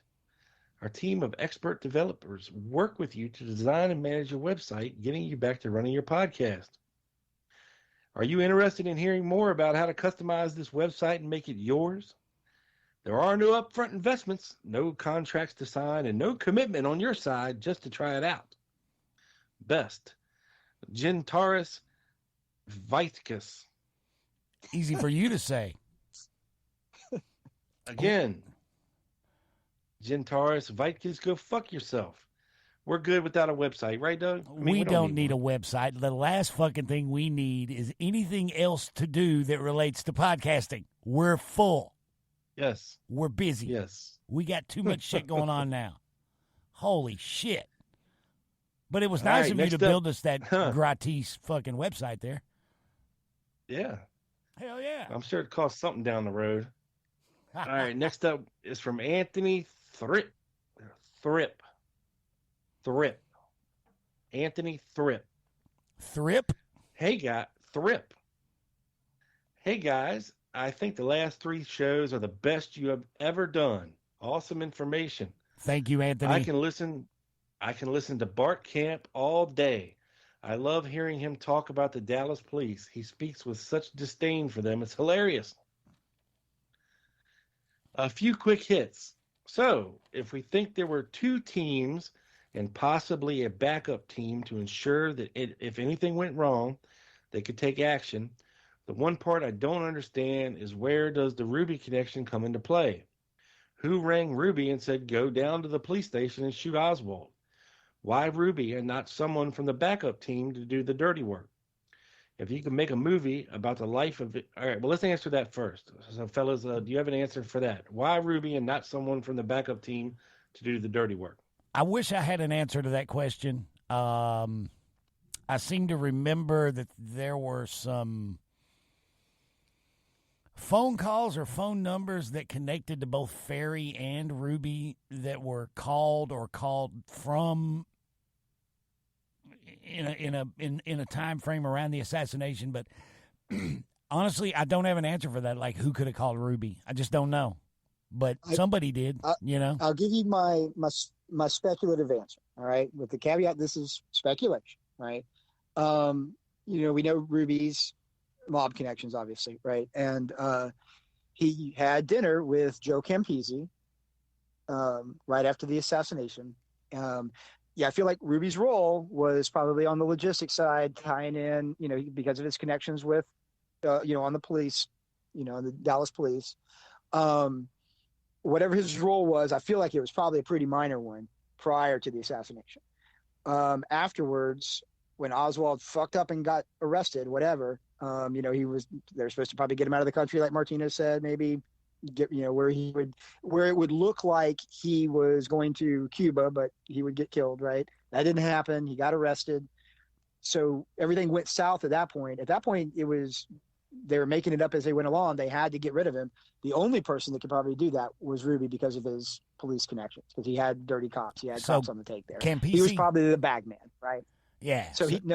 I'm sorry, Ruby, right? So no, I'm Joe saying Campisi that's who you think gave him the order? So I think it was Campisi. Campisi was the capo for Joe Chiavallo, who was the boss of Dallas, who was theoretically independent, but everyone kind of knows he was within the hegemony of Carlos Marcello in New Orleans. You know, he represented Marcello at the Appalachian meeting, stuff like that, right? So, Yeah. You know, that's when, you know, Ruby basically, he's like, yeah, whatever happened there, you screwed up. You know, I don't know if Tippett was Ruby's guy and was supposed to pick him up, whatever. So it may have been Ruby was responsible for it, the fuck up, you know? You know what? I think that's a great guess. You got to take care of it, man. I think that's a great guess, but what you're going to have to do is go away now to make that have that any validity whatsoever. Is you're going to have to go away now and make a concrete connection between Campisi and Alan Dulles, or else it doesn't mean a damn thing. Yeah, right, exactly.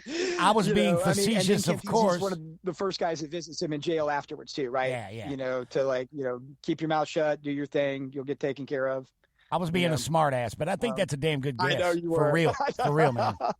You know, that would be the likely thing. I can't believe that a low level, you know, mob guy like that, even just an associate, low level dude, would ever do something that would jeopardize everything, right? Like shoot the assassin of the president on live TV in the basement of the police department without Marcello's at least okaying it, right? Whatever the mob's role in this, whether they were helping with logistics, whatever you think, whatever it was, right? There's no fucking way Ruby walks into that police station and shoots him without Marcello saying it's okay or giving that order. And not only that, but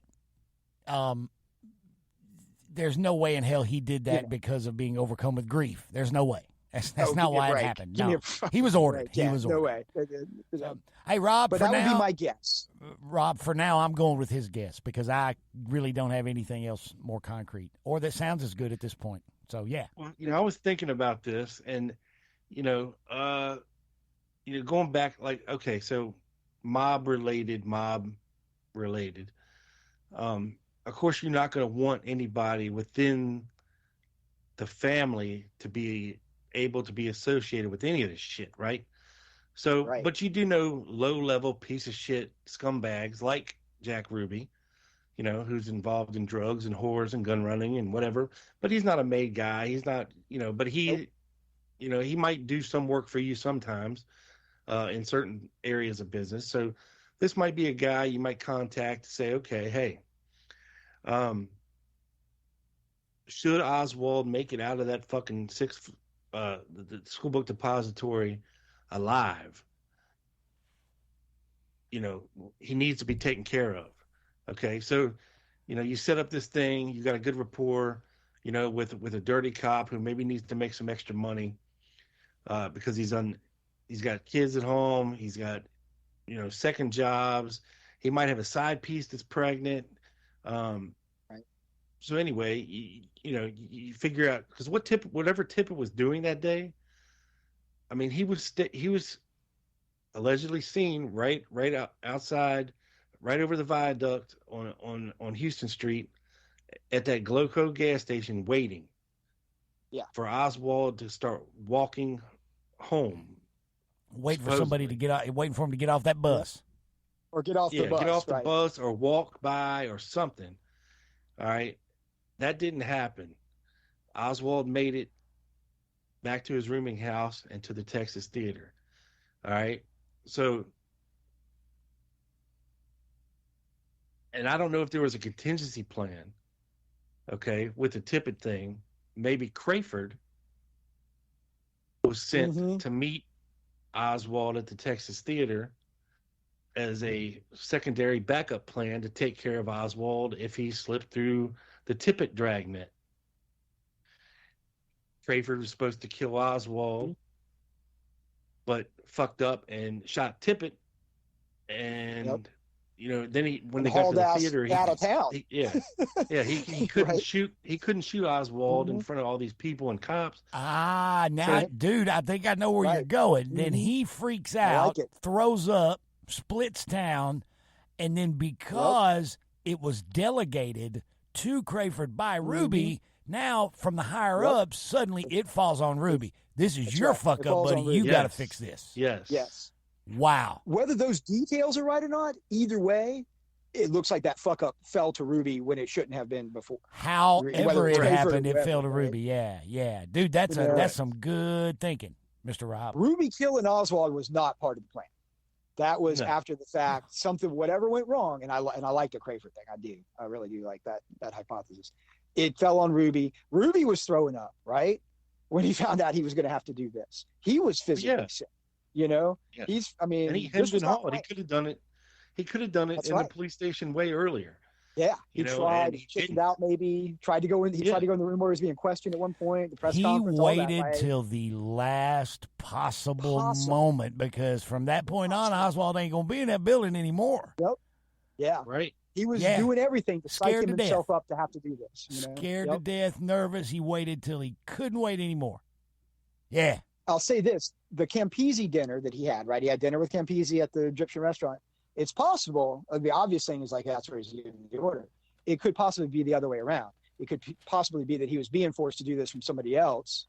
I know Larry Hancock's made the point in Tipping Point that you can make direct connections with Roselli and Ruby, and it may have been coming from there. His meeting with Campisi may have been, "Hey, is there any way you can get me out of this?" And maybe they're like, "Sorry, man, we're not touching it." Advice meeting, an exactly. Advice meeting. Exactly. It could be something like that. Like, do I have to do this? How can I get out of it? And it could have been. They're going to kill your sister. They're going to kill your family. They're going to kill your dogs. They're going to kill it. So who knows? Who knows? But it's something along. I think it's somewhere we're in the neighborhood. I think with what we're speculating on here. Yeah, I like it. All right, next he asked if you could make a movie about the life of any character from the assassination bearing JFK and Oswald, who would you make it about? He said, mine would have to be about Fred Chrisman. Lauren Hall. I knew you were going to say that. I mean, I'd pick one of the Interpin guys, but I got to say, Fred Chrisman's great because you could start with the whole flying saucer stuff at Maury Island back in the day. I mean, that guy's a character, It's got to be one of the Interpin guys. Or Rip Robertson. Hall, maybe Hemming. Yep. Rip Robertson would be a good one, too. Yeah. Yeah. You got Bay of Pigs. I think we ought to just make a movie containing them all.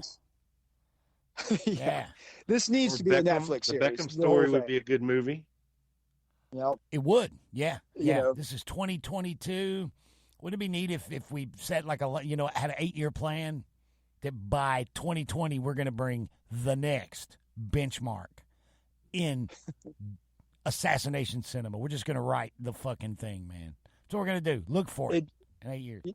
Yeah, you do it now. You do it as a Netflix series, like Narcos or something like that. Just following all the Interpin guys, you could go out down all the rabbit holes in a multi-year, multi-season, kind of streaming series. That's the way to do it. Forget the 2 or 3 hour movie. One of these days, somebody in the film industry with discretionary spending power is gonna hear our podcast and go, "Well, why the fuck not?" I guarantee it's gonna happen. Exactly. What about you, Rob? Absolutely. Crayford, Beckham? Yeah, I think either one of them would make a fantastic movie, for sure. He says, thanks again, guys. He says, hey, Rob, thanks for the from the Vault shows. They're amazing, especially some of the old radio talkback shows. Some of the callers are so well informed. Maybe you guys could do a live show and open the lines to callers. No fucking way. He says, maybe Jim can call in. That's it. That is. Oh my God, that'd be hilarious. There will be no live shows, and I tell you why. Because when I listen to podcasts that do call in, it's either no fucking buddy shows up, or it's the same fucking drunk guy every time. I'm not doing that live call in bullshit. No, no way. And this is he says thanks, this is from Anthony from Melbourne, Australia. And Anthony is the account manager at Quest Carpets, a division of Quest Flooring. So if you need any carpeting or flooring, make sure you get a hold of Anthony at Quest Carpet. And Anthony. There's a free plug, motherfucker. No. Anthony, you need to contact Rob, get his PayPal information. That was $75 US. And you got to be in Australia if you need carpet. Okay, this Yeah. ain't gonna work in America. Homie's not So if flying. if you're listening in Australia, give Anthony a call at Quest Yeah. Carpets, and he will Homie. help you out and give you the old quick hit discount. Quest Carpets wink. is not flying to Kansas City to clean your fucking Royals themed rumpus room. No, that's not going to happen. So if you're in Australia, call him. Yeah. All right, next up from Beth Wright. Hello, Bob and Doug. God damn, it never gets old. I'm a retired educator living in Cedar Rapids, having taught in Illinois, Iowa, and Massachusetts. I want to tell you that I am very interested in the JFK assassination and listening to multiple podcasts simultaneously, including the 3 in which you guys host. Yours are much appreciated, and I want to thank you for the shared knowledge and effort that obviously undergirds your podcast. Please do keep it up. Sincerely, Beth Wright. Miss Beth. Thank you, Beth. That's awesome. Thank you so much, Miss Beth. That was very cool. Favorite email of the day so far. Absolutely. Put a smile on my face. God bless you. All right. Next up from Poof Patch. You know where this one's going. Oh, hello, dudes. Oh, my God. Oh, man. Somehow it wasn't even the dumbest and most juvenile thing that happened. But it's about to. Go right ahead. Thank you for taking the time to expound on my previous email. As you have pointed out, brevity is not my strong suit. I guess you take the title Quick Hits literally. Yes, asshole. I don't want to sit here and read a 1,000 fucking word email. Okay. Here are a few pearls. If we keep sifting sand, the truth will reveal itself. Unfortunately, this particular task requires an excavator and several land movers. Wait. Hang on. Easy, Walt Whitman. Okay, go ahead. The repetition of facts may appear redundant and unnecessary, but the information that is solid bears repeating. The truth will remain, Doug. Okay. Crickets. This quandary is tricky enough without the profiteers and egomaniacs getting in the way. It is necessary at times to push back, debunk, and refute the spin doctors. Hell yeah. But they can divert us from our primary goal. The truth will be the best defense. So, I agree with that. here are a few questions to ponder. Was Officer Tippit a dirty cop? Well, that I don't know. We kind of touched on this already, and I believe, and I don't know if he was necessarily a quote-unquote dirty cop, but you got to remember that back in the early 60s, cops didn't make a lot of money, and they didn't really do as much as they kind of do now. So yes, they were always, most of them had second jobs or side businesses, things of this nature.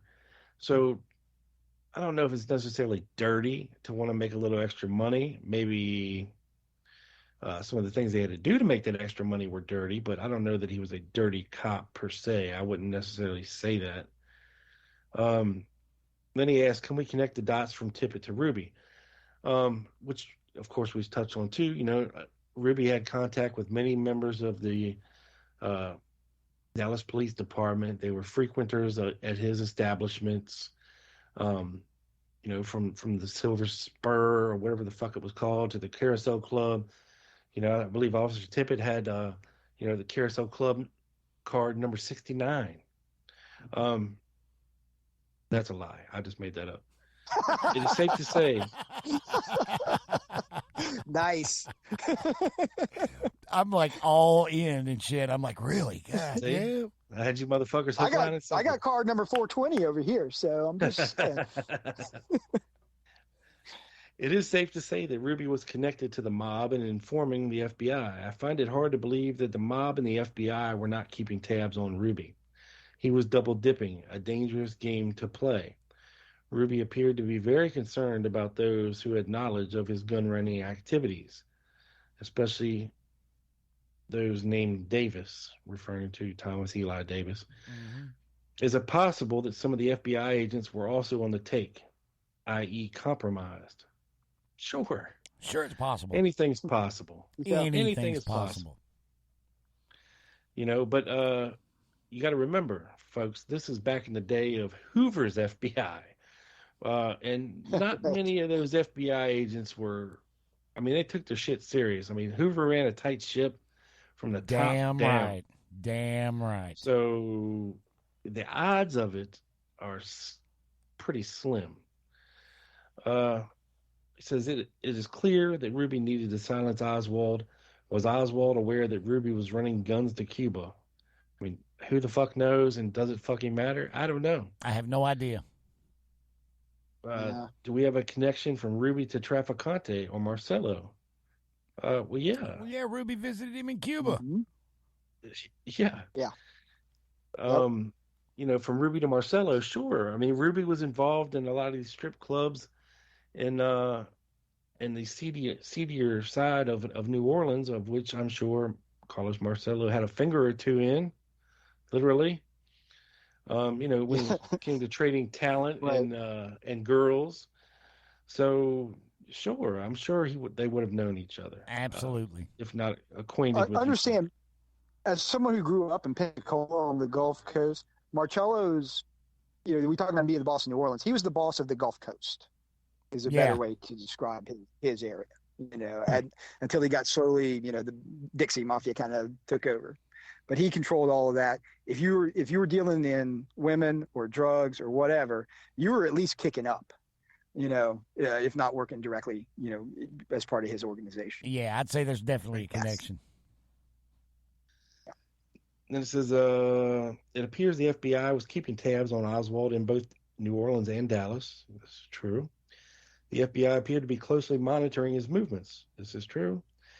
We have records indicating multiple agents monitoring his locations and actions. This is true. We have records of Oswald communicating with FBI agents in New Orleans and Dallas before the 22nd. How does he go under the radar on November the 22nd, 1963? Infiltrating the SBD would have been easy. This appears to be negligence, ignorance, or something dirty, maybe all the above. Could be.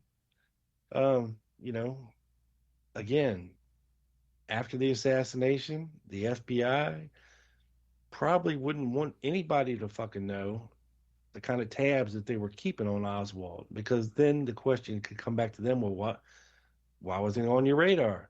Why didn't you prevent it? This guy's a nut job. He came back from Russia with a Russian wife. He was arrested in New Orleans for pro-Castro crap. So why weren't you watching him? So, the FBI had to distance themselves from Oswald, and a lot of this stuff didn't come out until, many years later, of what they were doing as far as surveillance goes and keeping tabs on Oswald. The Heidel-Oswald connection, Marina stated that she was aware Oswald was using the alias Heidel. Oswald received the Carcano rifle using the name Heidel. Do you believe that Oswald ever had the Carcano in his possession? If not, why? What do you think, fellas? No, I don't think he ever had. I don't think he ever did have that rifle, to be honest with you. I see no. I don't know. I see no evidence that he did. Maybe. I don't know. If you believe the backyard photographs are genuine, well, then obviously. But then again, if you believe the backyard photos are genuine, that's not the same rifle that they took out of the schoolbook depository. It's just not the same rifle. The telltale sign is right there. It's the way the sling attaches, right? So if that photograph is fake, if you believe it's fake, no, he never had that rifle, right? Again, the rifle ordered is not the same as the rifle found in the depository. Right. Right. And the rifle found in the depository has an entirely different set of fasteners in a different spot on the rifle for the sling as the rifle in the backyard photographs. Now, that to me is what's interesting. Here's the other thing that's interesting, and Doug, this is right up your alley. Lauren Hall's stepson. and this new 7.65 Carcano that Lauren Hall stashed with his stepson, this story that just came out last year. That's interesting, right? It's very interesting. Because that's the one that supposedly that's what he ordered was the now I get it mixed up. It was the different size one, right? Mm-hmm. I think that's kind of has to change how we think about this rifle. I still don't know how to put this all together. I think, Rob, I think it was you did a lot of research on these Carcanos and what a mess it was, just this mess of surplus guns that were pieces of shit, right? And the way these things were being ordered, I mean, you got to think about this. So you're ordering these things mail order. Honestly, whatever you ordered, there's no telling what they were actually going to send you, from these guns. They were just trying to unload and get rid of, right? And piecing them together. Some of them, they were finding, half of them didn't work, but they pieced you together, make a Franken rifle to send to you. Who knows? So I think looking at like what he actually ordered versus what he got or what came in the mail is maybe a bit misleading. Right. Because who the hell knows, right? What are you going to do? Return it, What is interesting, Doug, is what you pointed out, the difference between the ones in the photograph and the one that was found.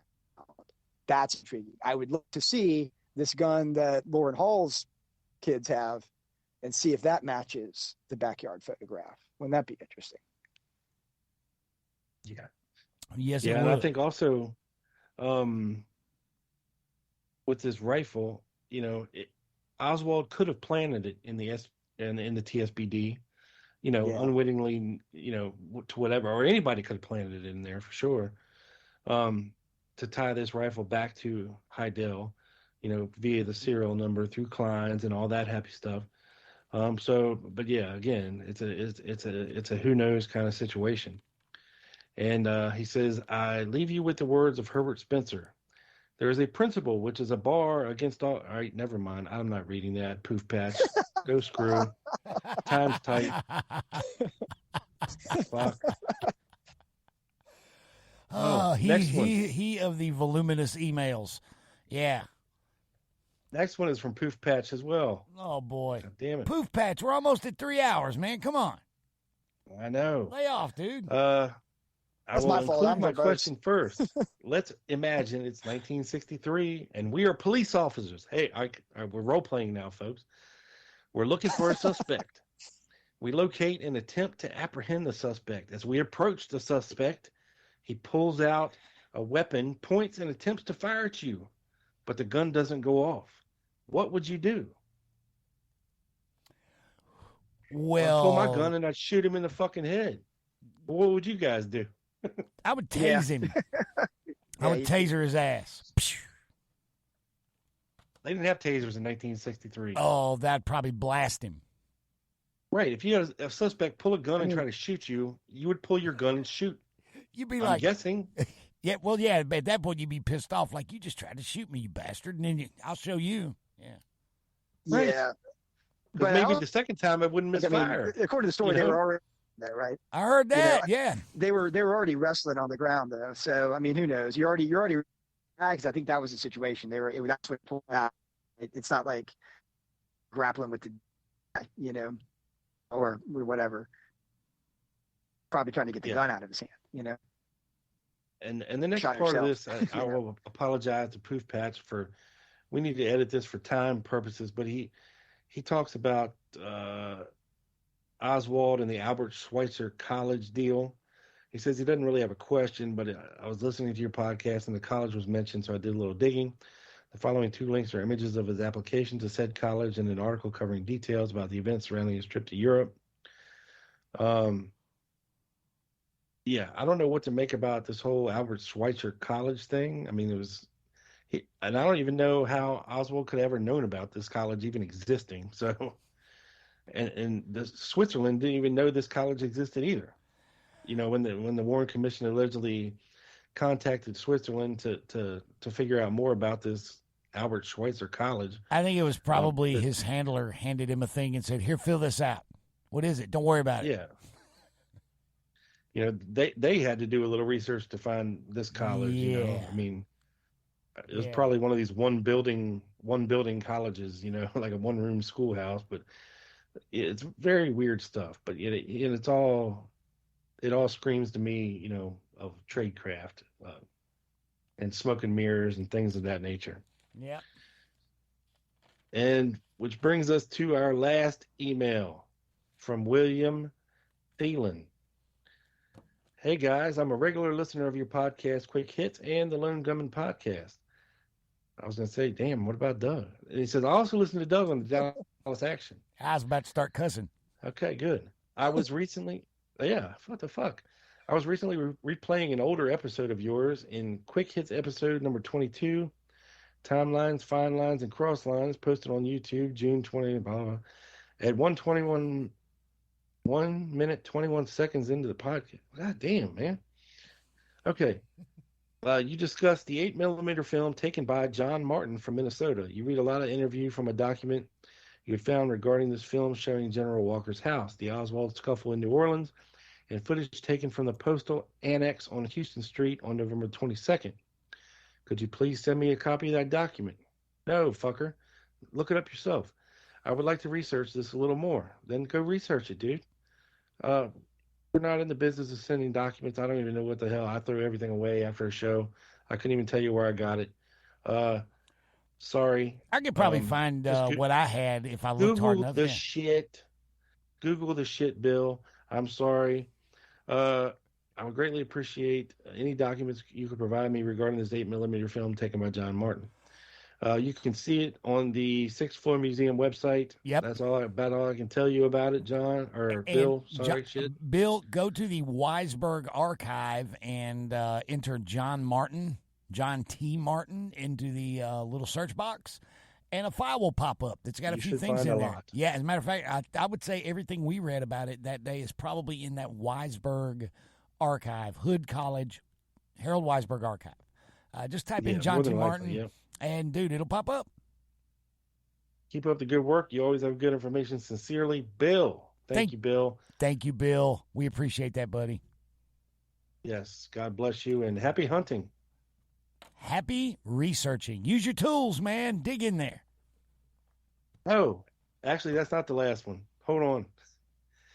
Another one from Poof Patch Lord. that I'm not going to read. Okay. And good. One last one. Tim Hugh. I'm finally getting around to reading some JFK books, as I long should have. What is amusing is how many of the educational books have little to do with the case. I'm sauntering through Sylvia Marr, John Newman, Peter Dale Scott, Larry Hancock, but I've sprinkled in some Horace Busby on LBJ the politician with no mention of Mac Wallace, and Grayston Lynch's book on the Bay of Pigs. Have either of you two read a good sideswipe background book recently, leaving out the obvious names? I have Hostie's Incoming, for instance. Any good Mafia books? Fellas? Handsome Johnny about John Rosselli. Ted sent me a copy in the mail. That's a good book. Can't remember who wrote it, though. Yes, and Kingfish. Mafia Kingfish. Yeah, by Giancana's brother or son, something like that. That was Crossfire. No, not Crossfire. Whatever. What was it called? Double Cross. That was the Giancana book. Double Cross, yes. Yes, Double Cross. Yeah, Crossfire is a Jim Mars book. Sorry about that. I've got a good one. Now I can't remember the title of it. It's fairly new, and it's a non-Kennedy conspiracy book on the CIA mafia plots to kill Castro and the background in that. And now I can't, for the life of me, remember the name of it. I read about a year ago when COVID first started. I wish I had the name for it, but really good. Came out in the last couple of years. Academic book.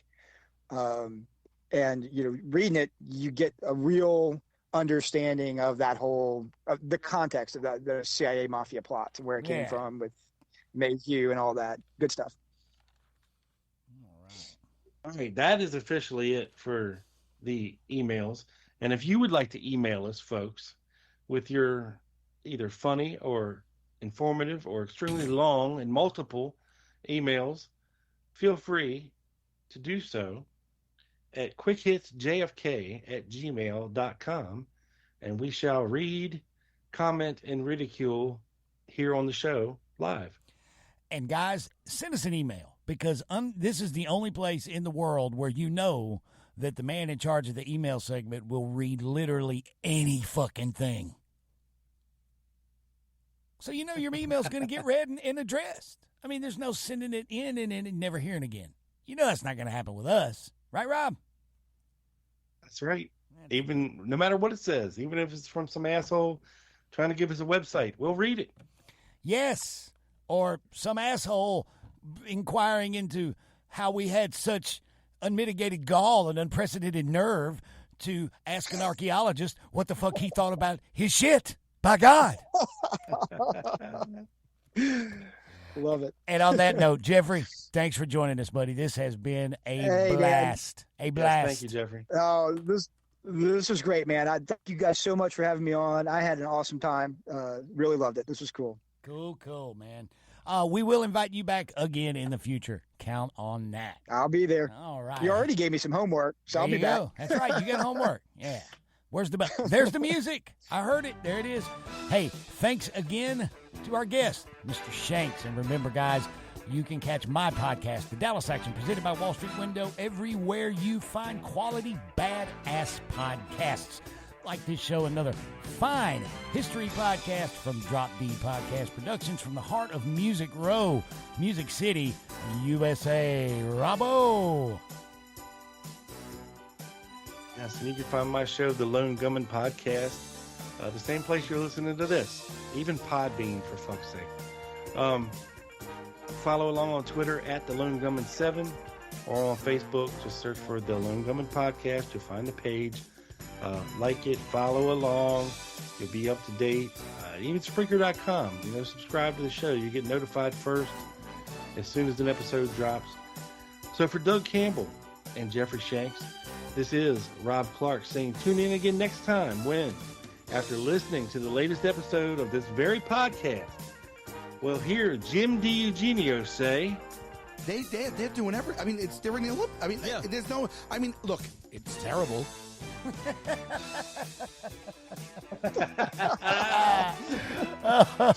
We are out. Peace.